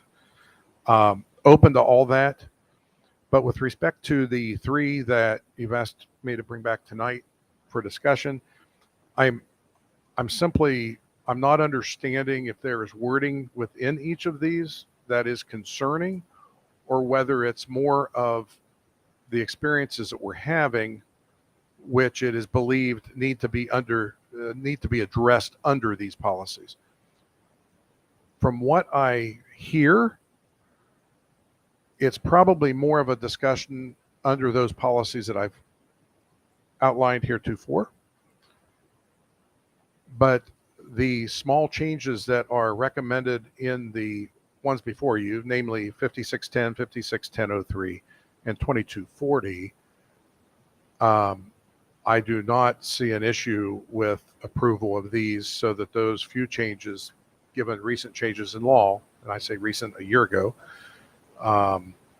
wouldn't be put in place so that these policies are up to date. So that's what I have. Did I answer your question or address your point there, Tim? Yeah, Enough? I think we as a board just have to have further discussion on this topic. Okay. So the policy committee will more than likely be meeting in the next month or so to review the policies that were given back in the fall. There's a few more that need addressed. Nothing really egregious, but certainly things that need the attention of the board. So we'll be calling a policy committee here at the beginning of May to have our attorneys make recommendations as to what we should or shouldn't do for them to consider. And then at the appointed time following that, we would come back to the board with any recommendations. This has been something that I just have felt that we need as a district to operate day in and day out. When staff has to refer to these policies and we have wording that's wrong, it causes problems in our operations. And so we kindly bring these back to you for consideration. So I appreciate your consideration in approving these 3 at the May board meeting. But I'm happy to answer any questions. Principals are here this evening. I would just like to know what in the language that we can address, and I'll get you answers if I don't have them.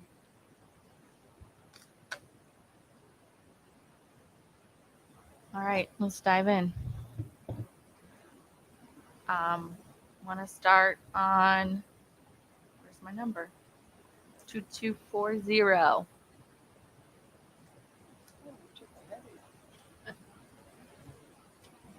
It's the shorter one.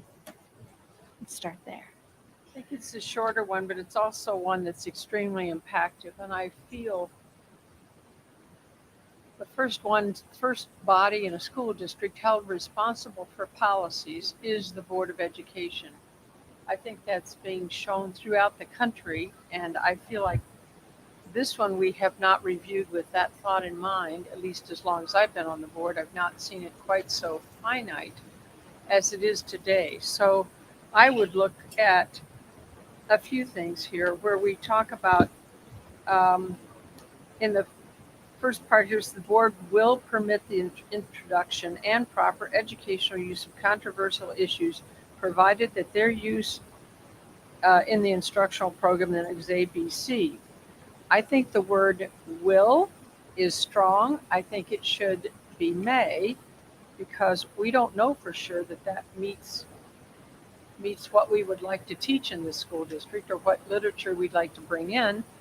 I'd like our superintendent and perhaps the Board of Education to look at that, at least have some brief knowledge.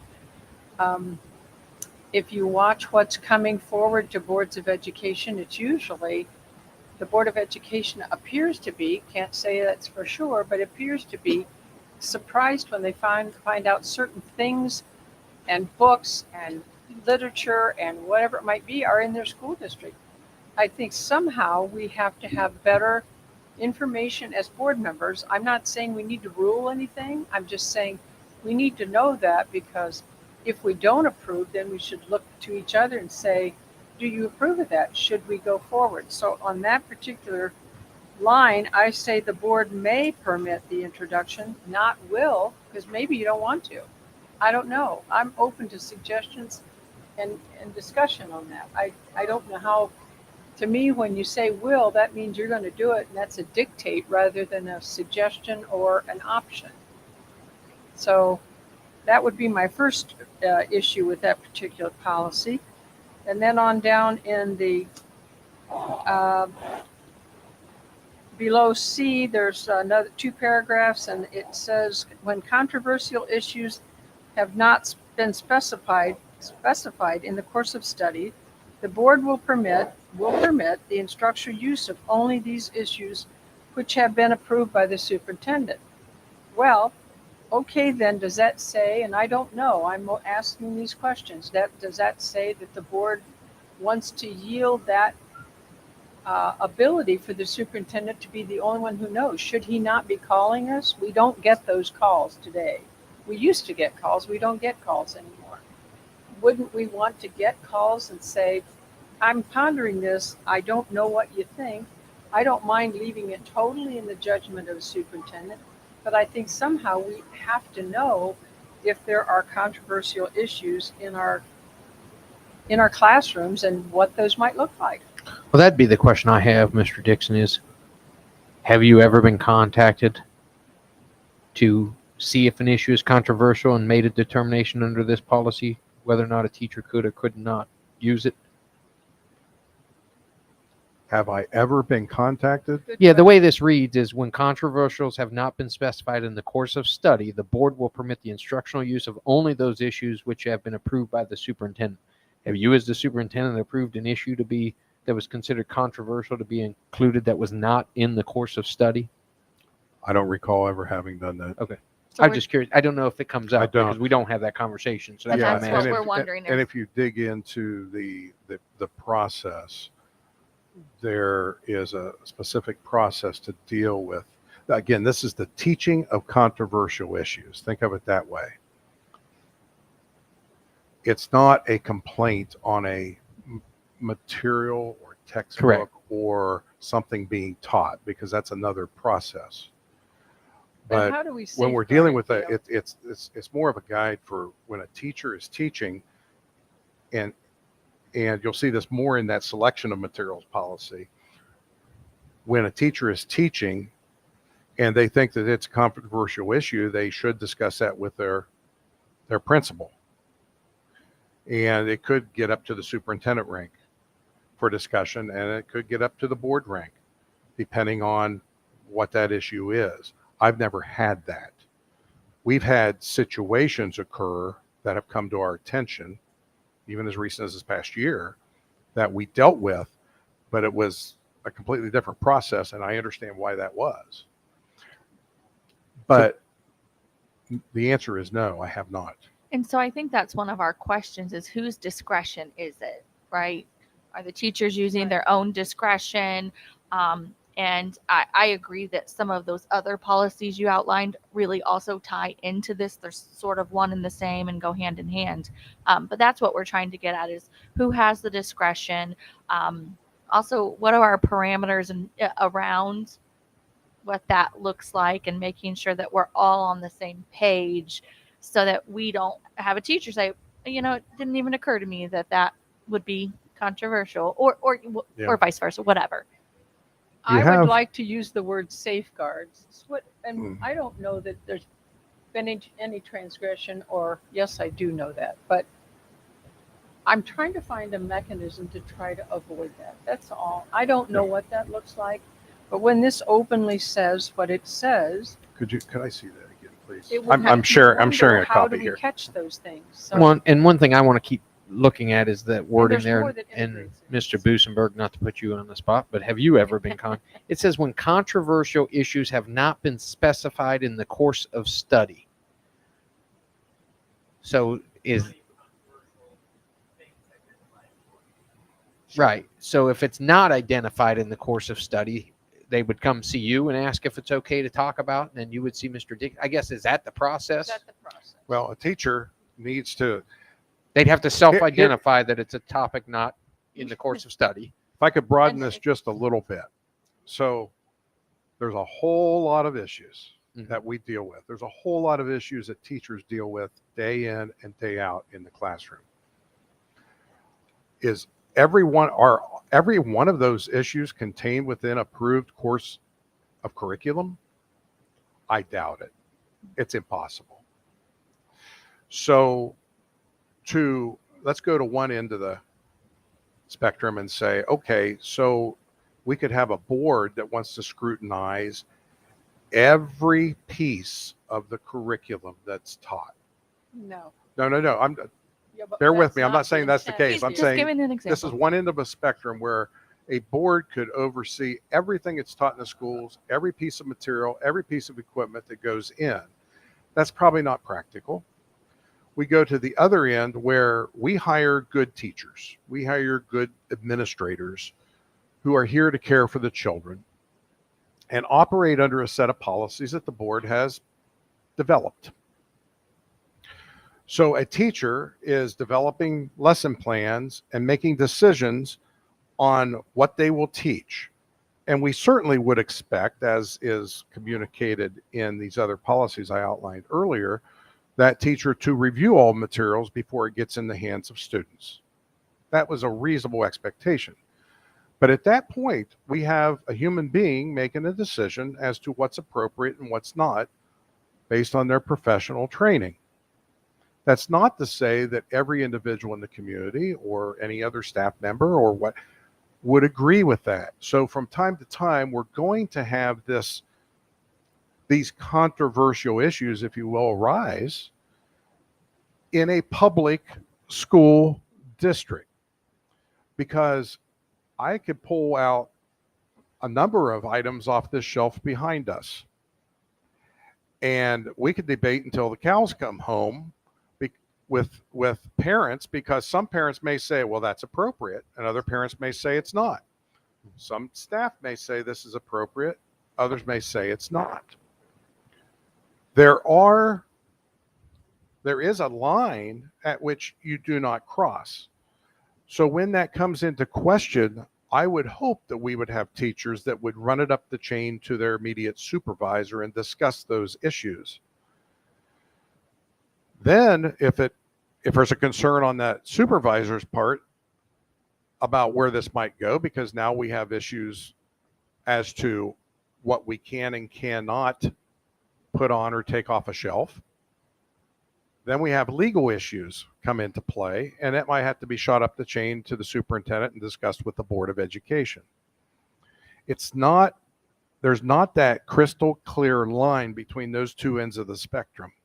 Yeah, but So we're Dale, always going to have these debates. as I'm reading, I guess not that we're getting these mixed up again in my mind, because we're talking the 2510 and 2520, which is textbook, and that's a separate issue than the Right. controversial So issue. let's take one. the controversial issue in the history classroom. Well, here's where I don't know what this means. I'm asking out of ignorance.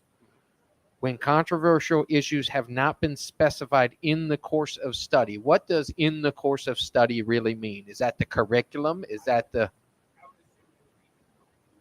Okay. But should we know that? I heard you say assume.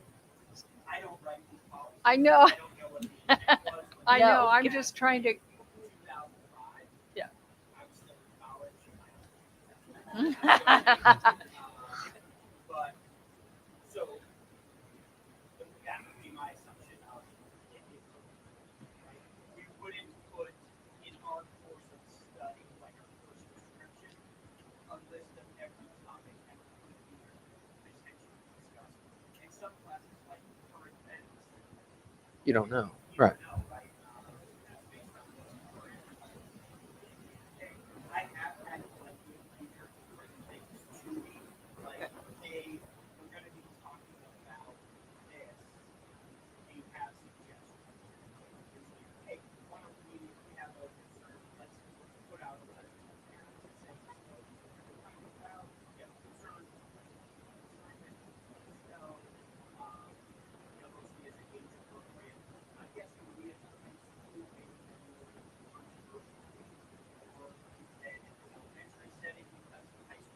I would hope so. Yeah.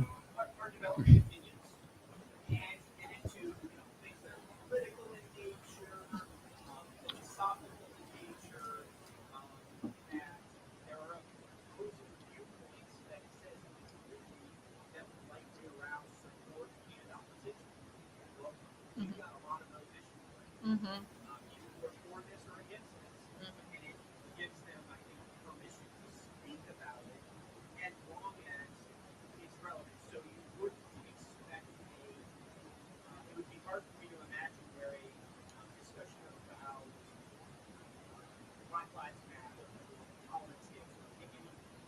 Mm-hmm.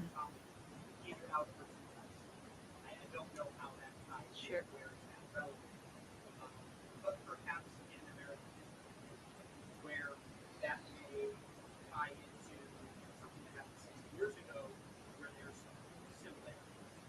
And I'm not talking about, I hear the global sense that we're talking. I understand that. What I'm saying is when you say the board will permit, I say the board may permit depending on what it is, and it gives A, B, and C. I just am asking for the latitude as a board member to say, maybe we will, but maybe we won't once you bring it to our attention and you say, I don't know. And you're talking about it at a totally different level. We all know that some things creep up to a different level and they get past all the safeguards that we know we put in place. So if that item comes to us, how might we better be served to have a may instead of will? And that's what policy is about to me.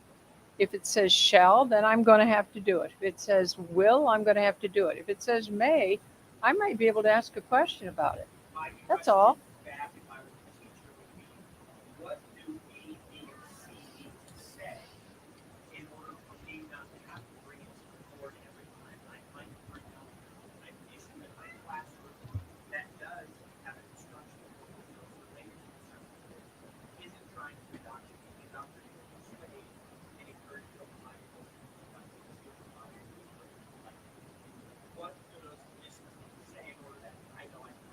And I'm going to respect the teacher that they're going to use their good judgment to make sure that those are appropriate things under A, B, and C. I'm not going to question every little thing. I just want the latitude. If we make an oops, that is a will, is it a must, is it a shall, or is it, what's it supposed to say? I know they're little hairy things, but they may make a big difference when we get into some issues that we've had this past year.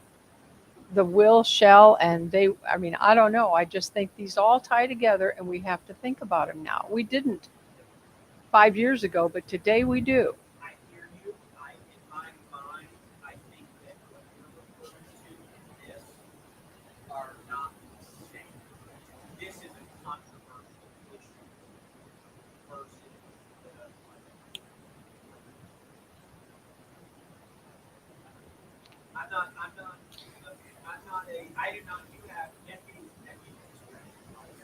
I'm not that old, but thanks. He was just in college. He just told us he was just in college in 2005. I'm just saying that when we can, give a little bit of latitude. That's all I'm saying. We're taking this all too serious. I think we have very smart people who run this district and serve in this district. I'm not countering that. I'm just saying when you write a policy, watch what you want to say. And Derek, I think the challenge we're having is there's issues, it's all different, but it's all within the same. And so we're Yes. trying to make sure also like there's continuity in what we're doing. And so we'll probably have to readdress all those other policies, but We this do. We do.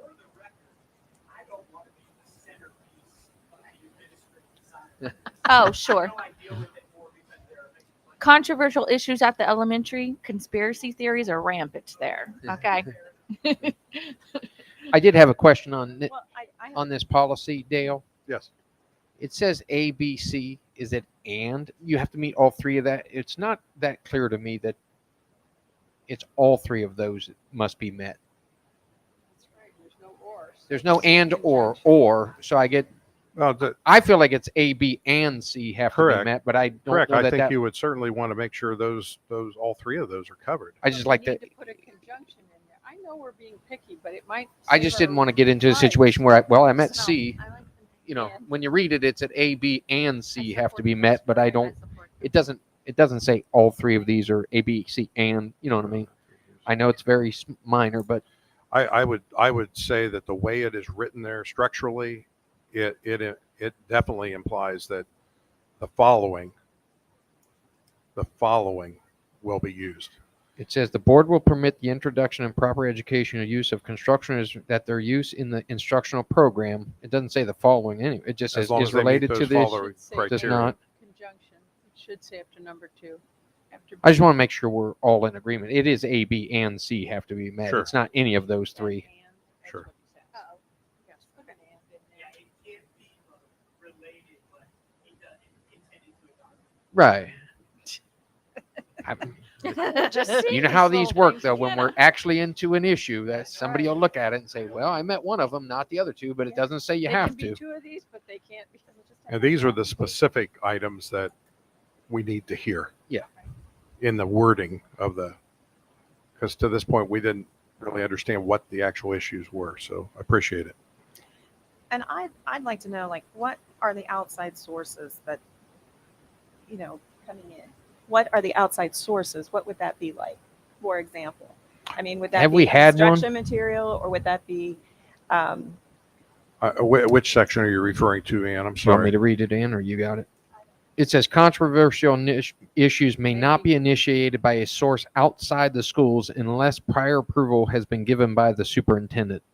What Right. controversial What- issue outside of the school is being? Outside people coming into our district Are you getting to any of those? teach would have to have the approval. Have you had that? No. would it be, Okay, that's what we're asking. that be Are considered- those things being considered? would that be considered internet, or if they're doing a, I don't know.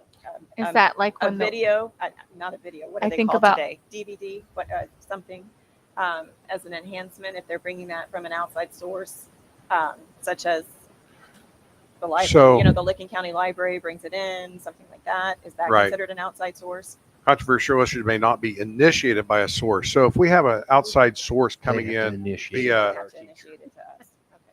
so if we have an outside source coming in via electronic media that our students can access, we do see those things from time to time creeping in through our firewalls, and they're identified and they're immediately addressed and shut down. Okay. So yes, that could be an outside source.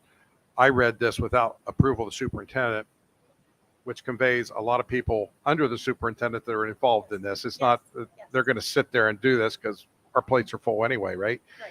But ultimately, it has to have the approval of the superintendent to be used. Or if a speaker wants to come in and speak to a class, obviously we want to know what they're going to say. If we have a program coming in to present, we want to know the content of that program. And I rely upon our frontline administrators to screen those before they make recommendations up to the superintendent to approve. Does that help? Yes, that does. I was trying to understand what outside. Yeah, it's written in such a way that says basically any outside source. And we do want to screen what comes into our district on a regular basis. Unfortunately, there's a lot of pipelines out there that You don't need know to be about. watched, and they get through, right? Right. Things get through. You may have the best intended employee teaching in a classroom, and things still get through. Now we're back into the other policies that we need to Yeah. discuss more. But Derek?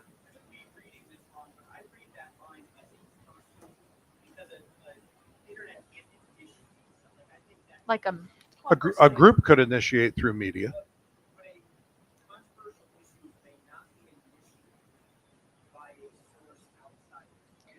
So not an internet, but a group. Individual. Yeah.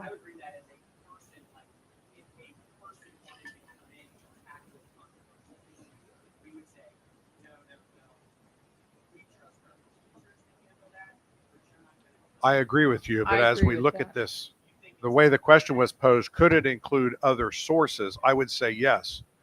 I could have an inappropriate TikTok request come into our kids dealing with an inappropriate issue that we want to screen out. We've had that, right? Been there. And we've had to go in and block. So I don't want to dismiss the fact that it could be from another source, including Yeah. media. There's so many sources today. I Yeah. mean, it's just, Those are the things, getting into the semantics of source and will, may. I mean, that's where these policies, they live and die, Yeah. you know, when you really get pushed. Mm-hmm. We to the can't edge. catch them all, but it's prudent that we take a minute and make sure our mays, shells, wills, and must. all So get I've made together. some notes, and I appreciate the comments on 2240. And certainly, Amanda, I'll talk to you a little more, I've and got one. Alan, and before bringing this back in May. I've got Yes, one more sentence here. On the very last sentence of this, the superintendent shall develop administrative guidelines for dealing with controversial issues and with parental concerns about program content or the use of particular materials. And again, I think that's all right, but the other side of it is if we don't have a catch there that says in conjunction with the Board of Education, that there's a discussion about this. If these guidelines, I don't think you want to be Mr. Guideline. Well, I think you want a couch group so you can say, well, we went through this and we developed these. Right. Because there's so much out there. I don't know. I'm just. you'll see throughout policy, and I don't care who the provider is, for your recommendations coming from your legal folks. Policy is established by the board, and then invariably you see that language: the superintendent shall develop guidelines to carry out that policy, and those guidelines need to be in the spirit of that policy and get it in a form where your employees of the district know what it means to follow on a day-to-day basis. If that's developed and then there's an issue with what's developed, then certainly that needs to be brought up. But to develop, to have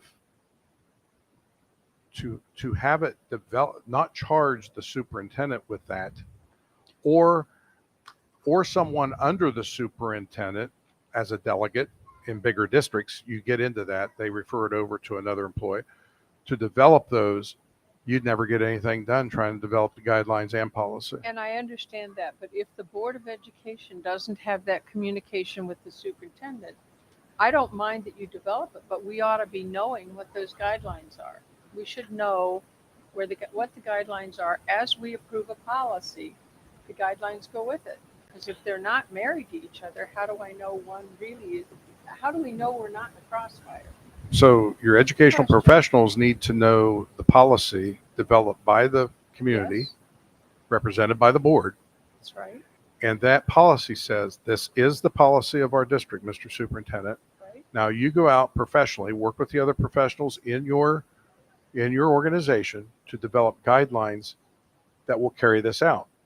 We then also go back to the legal folks that we subscribe to on a yearly basis, and we ask them, they provide samples of guidelines, and then we use those, and they're made to match the policy that the board puts in place. Not a So, problem, but we If ought to the see problem would those. come is, what I thought I just heard you say is you'd like to No. approve the guidelines when you approve the I don't- policy. I don't have, it would be nice to know what you're talking about here. We only see a global writing of what you're doing. I don't mind any of this. But what are the guidelines and when do we see them to be sure that we're on track? Oh, sorry. Sorry. I just want to be able to see the guidelines at the time that we're approving policy. And if they're going to change or not going to change, just what are we approving? I don't know that answer. Maybe we don't need to know that answer. Well, but I can't. on my 100%. take on that is when administrative guidelines are first produced, they should be provided to the board. That's correct.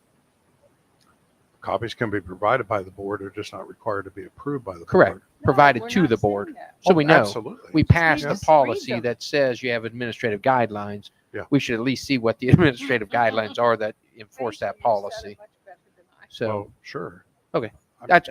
that's all I look at is you prepare them, just provide them to us. So that Yeah. way, when we get a question, I see what the administrative guidelines that enforce that policy are. That's fair. That's all we were saying. All right. Anything else on 2240? Yep, I got it here. You keep it. Nothing else on 2240, she said. Did you hear me? That this- No, she yelled nope back there when I asked. I said, anything else on 2240? She said, nope. So we're good to go. All right. 5610. I had less on this one, but you guys.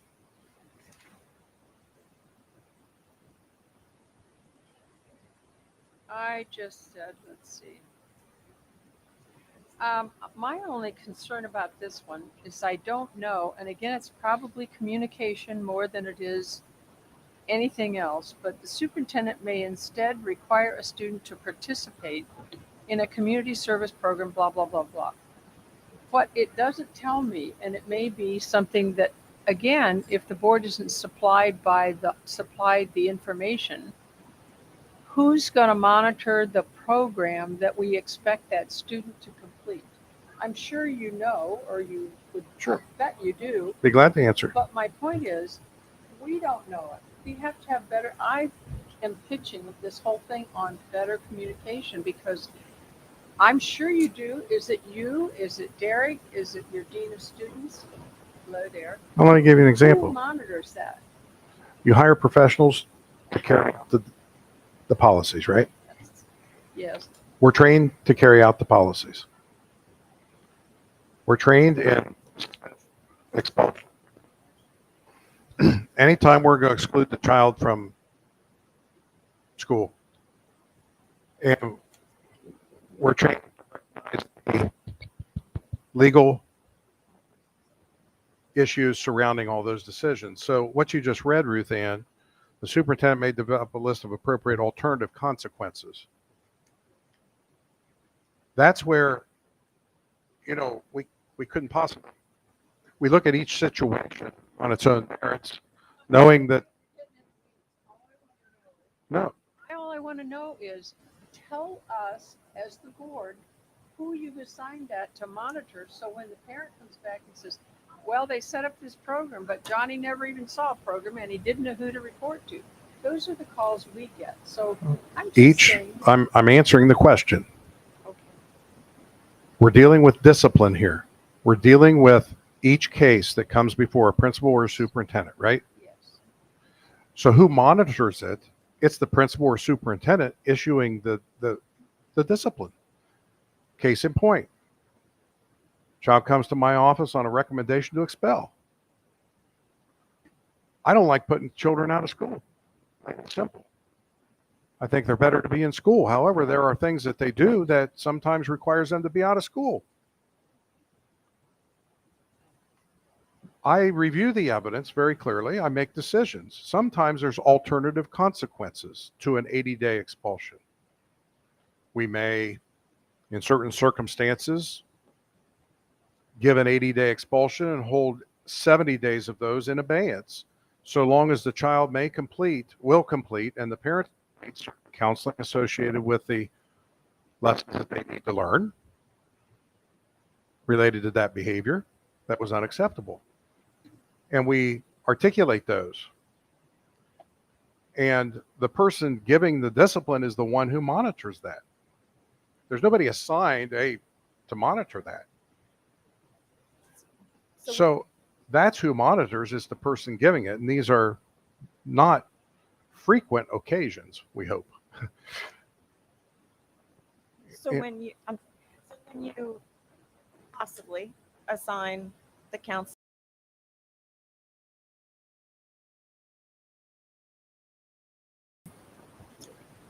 punishment, is that the right word?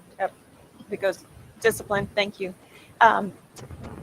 Who monitors that if you give the community service, because we have heard where parents have come back to us and said, so-and-so did the community service. No one was there to record it. They're not going to accept it. So now they're redoing all of this. As part of a disciplinary action or as part of Disciplinary. Okay. I mean, if you're assigning it, say it's you that assigns That it. would probably be at a principal level because I haven't assigned community service. But and what we typically, and what I heard has happened is when community service is given, there are sign-off sheets for those, whether it's a client that they are performing the community service for, would sign off that they did X, Y, and Z and spent this much time. And that would come back and be filed with the discipline report. Principals, I invite you to weigh in if you know of anything different. I just want to clarify that this alternative assignment just for discipline that happens if there's 3 days, if it's the last day of school and a student does something egregious, that would typically result in suspension starting with the district. And we can't do that. And so basically we can try to assign them something else. And if they don't do it, we can try to do something else, but that something else can't be if they start the next year. And that is something we used to, that was kind of that thread of, you better not try to pull something on the last day of school, because you'll still get suspended. They're like, oh, what are you going to do? Suspended? Yeah, not anymore. So we can do some sort of, so we haven't done any of these type of things yet.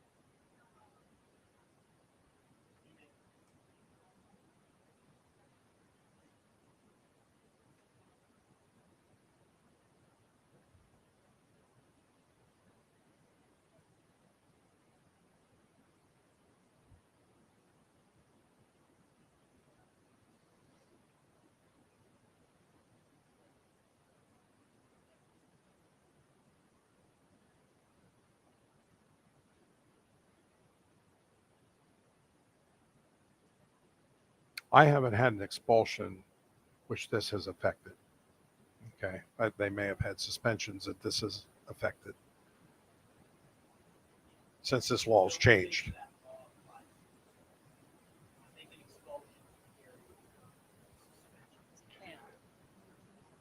You are correct.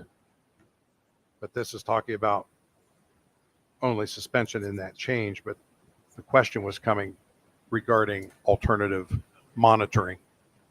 I was giving an example that we may use. Does that clarify it? Okay. Yes, thank you.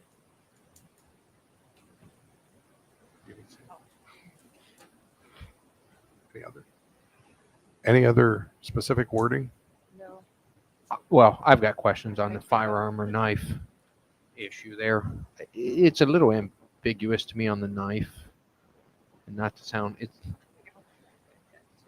I don't know. It's a knife capable of causing seriously bodily injury as defined as any weapon or cutting instrument consisting of a blade fastened to a handle. That's my pocket knife I carry. Mm-hmm. Under this policy, that's a knife fastened to a handle and could be used,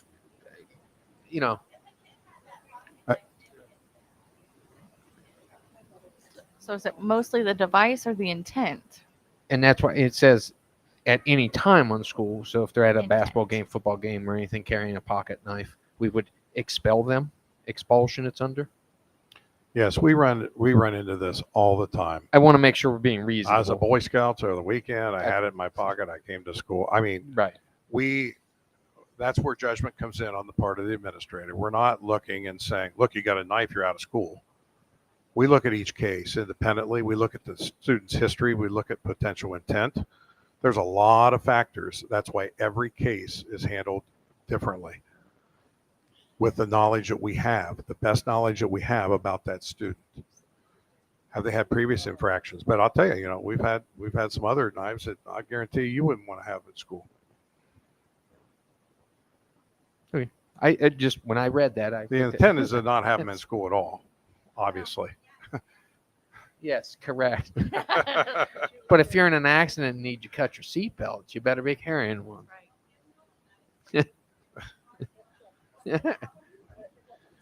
All right. Yeah. Well, and I do see you have discretion there at the end, Dale, but I just want to make sure we're using it. I mean, just it's You one know, thing if I pull it out and I'm using it, you if know, we to were threaten suspending somebody or- versus walking around and it's in my pocket and Yeah. I pull my wallet out and it falls out, you know, something. I mean, I want to make sure we have some reasonable discretion there. On That's the those way it types is of- on all these. There's judgment. Yeah. Okay. We and when a person is not exercising good judgment in carrying out those, I mean, if you had somebody that was here every time I see a knife, I'm sorry, you're expelled. You got a problem, and you got to hold them responsible and use the complaint forms to bring it up. What would you do if he's ornery kid goes in and you make him empty his pockets and he happens to have a knife? Does that mean I'm curious. We have a lot of situations. Child comes in, reports to the office, says Johnny had a knife out on the bus. Okay. Will we call that child in? Will we have them search their pocket? Yep. Find a knife. We call mom and pop. We say, look, I can't have a knife. Now, if I have that report come to me, and it's also coupled with the report that they made threatening comments when they pulled that knife out, we have a totally different situation. And we're approaching it a little differently. And if they pulled it out and started waving it at somebody and actually went toward them, now we have an even more egregious situation that will involve more legal authority or police.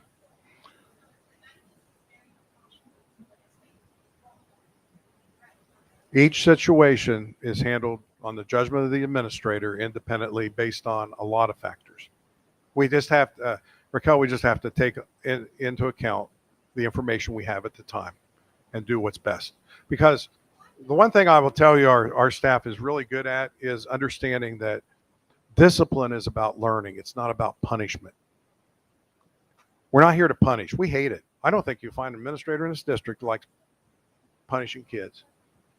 I think they use it as a learning opportunity to bring to the attention of that child what is unacceptable behavior. And some of that, what we're talking about, has to do with the safety of others, because students don't always make the best decisions. We as adults don't always make the best decisions. So we have to do what's necessary to keep a safe environment, and judgment is involved. And invariably, there will be parents that disagree with those judgments. There will be other staff members that disagree with judgments that are made by other staff members. That's why we have a chain of command to oversee it. If you see a rash of really poor decisions being made by a teacher, a principal, a superintendent, then there are methods to bring those to the attention. First, talk to the person you have a problem with, and then move it up the chain from there. These are not easy judgments to make. Sometimes we know a whole lot more than the person who's making the complaint. And I want to make sure, Ruth Ann and Tim, on 5610, is there some verbiage? You know, I want to make sure we incorporate what you want to see changed within the document. Is there some verbiage that we need to change in 5610, or is everything okay? Or I just think we need better guideline communication as we see these policies, and I don't think the supporting documents have been afforded to us. So it's just something to watch as we go forward. These are Okay. very strong statements. So how does that look? And maybe all the people, the administrators know all those things, but we don't. But all the three, I keep saying, watch the news. We're responsible for this. We better be informed, and we're not informed. well, I just want to make sure we get the verbiage correctly. You know, to where we have the right words to meet, everyone's agreement, right? So, is there some specific words like before? And I agree with you. May and will. May is what we should do. Okay. Yeah. Is there some things in this document that we need to incorporate, No. or This one has made quite a bit in it already. It this does. one. It Just seems 'cause to it gives the superintendent a lot more flexibility, which that's why but did I we want to make miss sure we're something? applying it Normally- reasonably. not Yeah. in this. Normally- This is okay. Normally, when you see the shalls, it's reflected in revised code. Normally, if you see those recommendations come to the committee from Neola to review, and they'll give you very clearly, and I think I've shared with the board numerous times what options are. And that's where you work out in committee. You make a recommendations when there's questions on the committee. Maybe they talk with others on the board independently and try to arrive at what we as a community will accept as a policy. But sometimes those shalls and wills are legally driven. That's what we'll check on these tonight that you brought up. This policy is written very liberally, good for Mays and Maywell, whatever. So I think it's fine. I don't have Okay, a problem all right. with this. Just want to make sure we capture it. I'm sorry. I know, and that's good if I just appreciate it when we're doing the document so I could see them because I don't always go back and reference that. You're right, I should. You're right.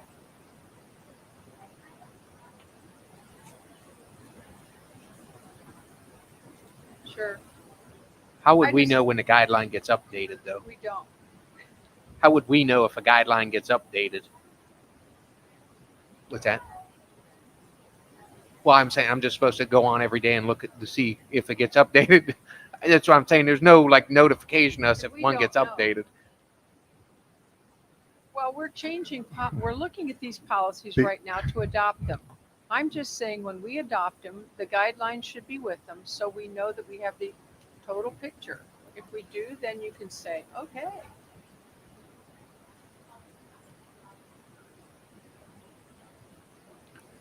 It These are- would if we're changing it. If we're, If we're adopting policy, we'd like to see the existing guideline, the new policy, and then when the new guideline comes out, send that to us as well so we have what applies to it. That's what we're saying when you submit it to us. Because Yes. right now, if the new we pass this policy tonight and Dale goes and writes a guideline 3 weeks from now, I wouldn't know that the I guideline went wouldn't on. follow it. I wouldn't know when it went on Well, into effect. That's what we're saying. Yeah, That's what we're thanks. saying. Yes, And- you're correct. And Chris, I think a part of the challenge is we're not trying to dictate every little thing that's done in the buildings. I think hopefully one of the challenges you've seen tonight is some of this language it could be this or it could be that. And so just looking at policy language can be very vague and very confusing. So it's nice for us to sort of see those administrative guidelines so we can actually see what it looks like in practice and in the buildings. You know what I mean? So we can approve stuff, but that doesn't mean we necessarily have a real understanding of what that's going to translate to and how the decisions are that you make around those, if that makes sense. Is we good with this one, 61003? 03, we're good? Yeah. You good on Yeah. 03? I don't think there's anything on 03. No. You want me to snooze? They're good on that one. All right. Any other topics? We'll go back and prepare those for the night. Sounds great. you. Appreciate it. Did you sign up to speak? Oh.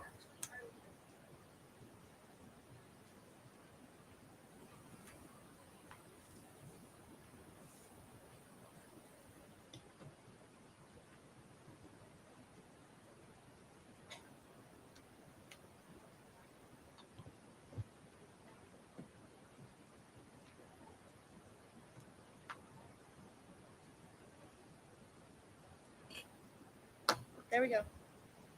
All right. Tell them what. I'm Arlena. Oh, we This can't is hear. Arlena. You have to talk really, really loud like you're yelling. Tell them what you're here for tonight. And what do you want? Yes, you're Arlena. So what do you want to tell the board today about your... Tell them. It's going to be easier if she just comes and talks. All right. Okay. just Absolutely. Come over and Come say on up. hello. So Arlena recently started preschool this week. She was accepted on a scholarship through the Early Educational Service and then based on financial need. But probably 5 years ago, you guys took away transportation that typically developed children before their trip to flying colors. So they only get my son is here that year. So they only get transportation flying colors if they are on an IEP. But there is a certain amount of children that will qualify for free or reduced cost preschool through a scholarship through the Early Educational Service Center. We have secured Arlena a spot, and she started 2 weeks ago. But she wants to. How do you want to get to school? How does Cooper get to school? Yeah, tell them. Help them. Help them what you told your teacher. Tell them. I don't know what I did last school.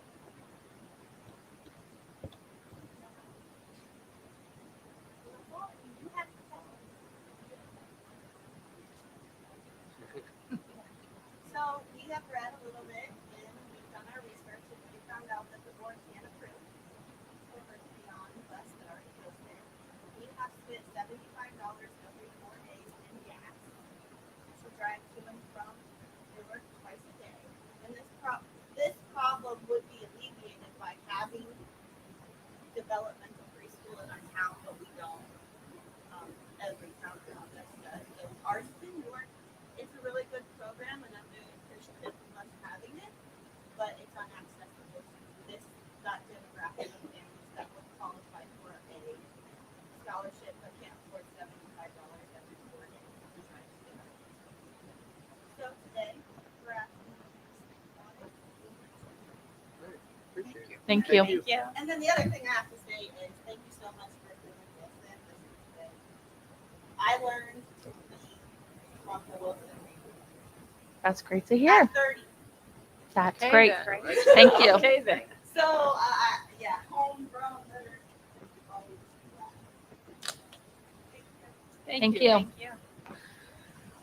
Dale, are you able to provide us information later about the amount of scholarships in our district? And just, there's only one. I Nobody can afford that. Nobody's going to apply. The reason it's not getting out because there's no accessibility. There's no accessibility to this program for this demographic. And it's only accessible to me through but it's very unaccessible to parents, any other parent. It's crazy enough to get updated.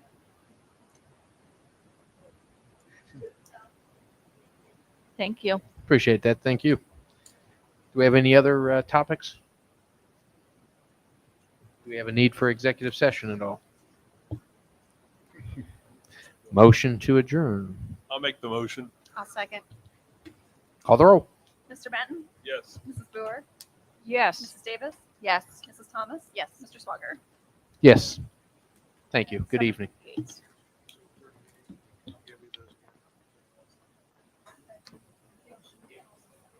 you. A lot of A's.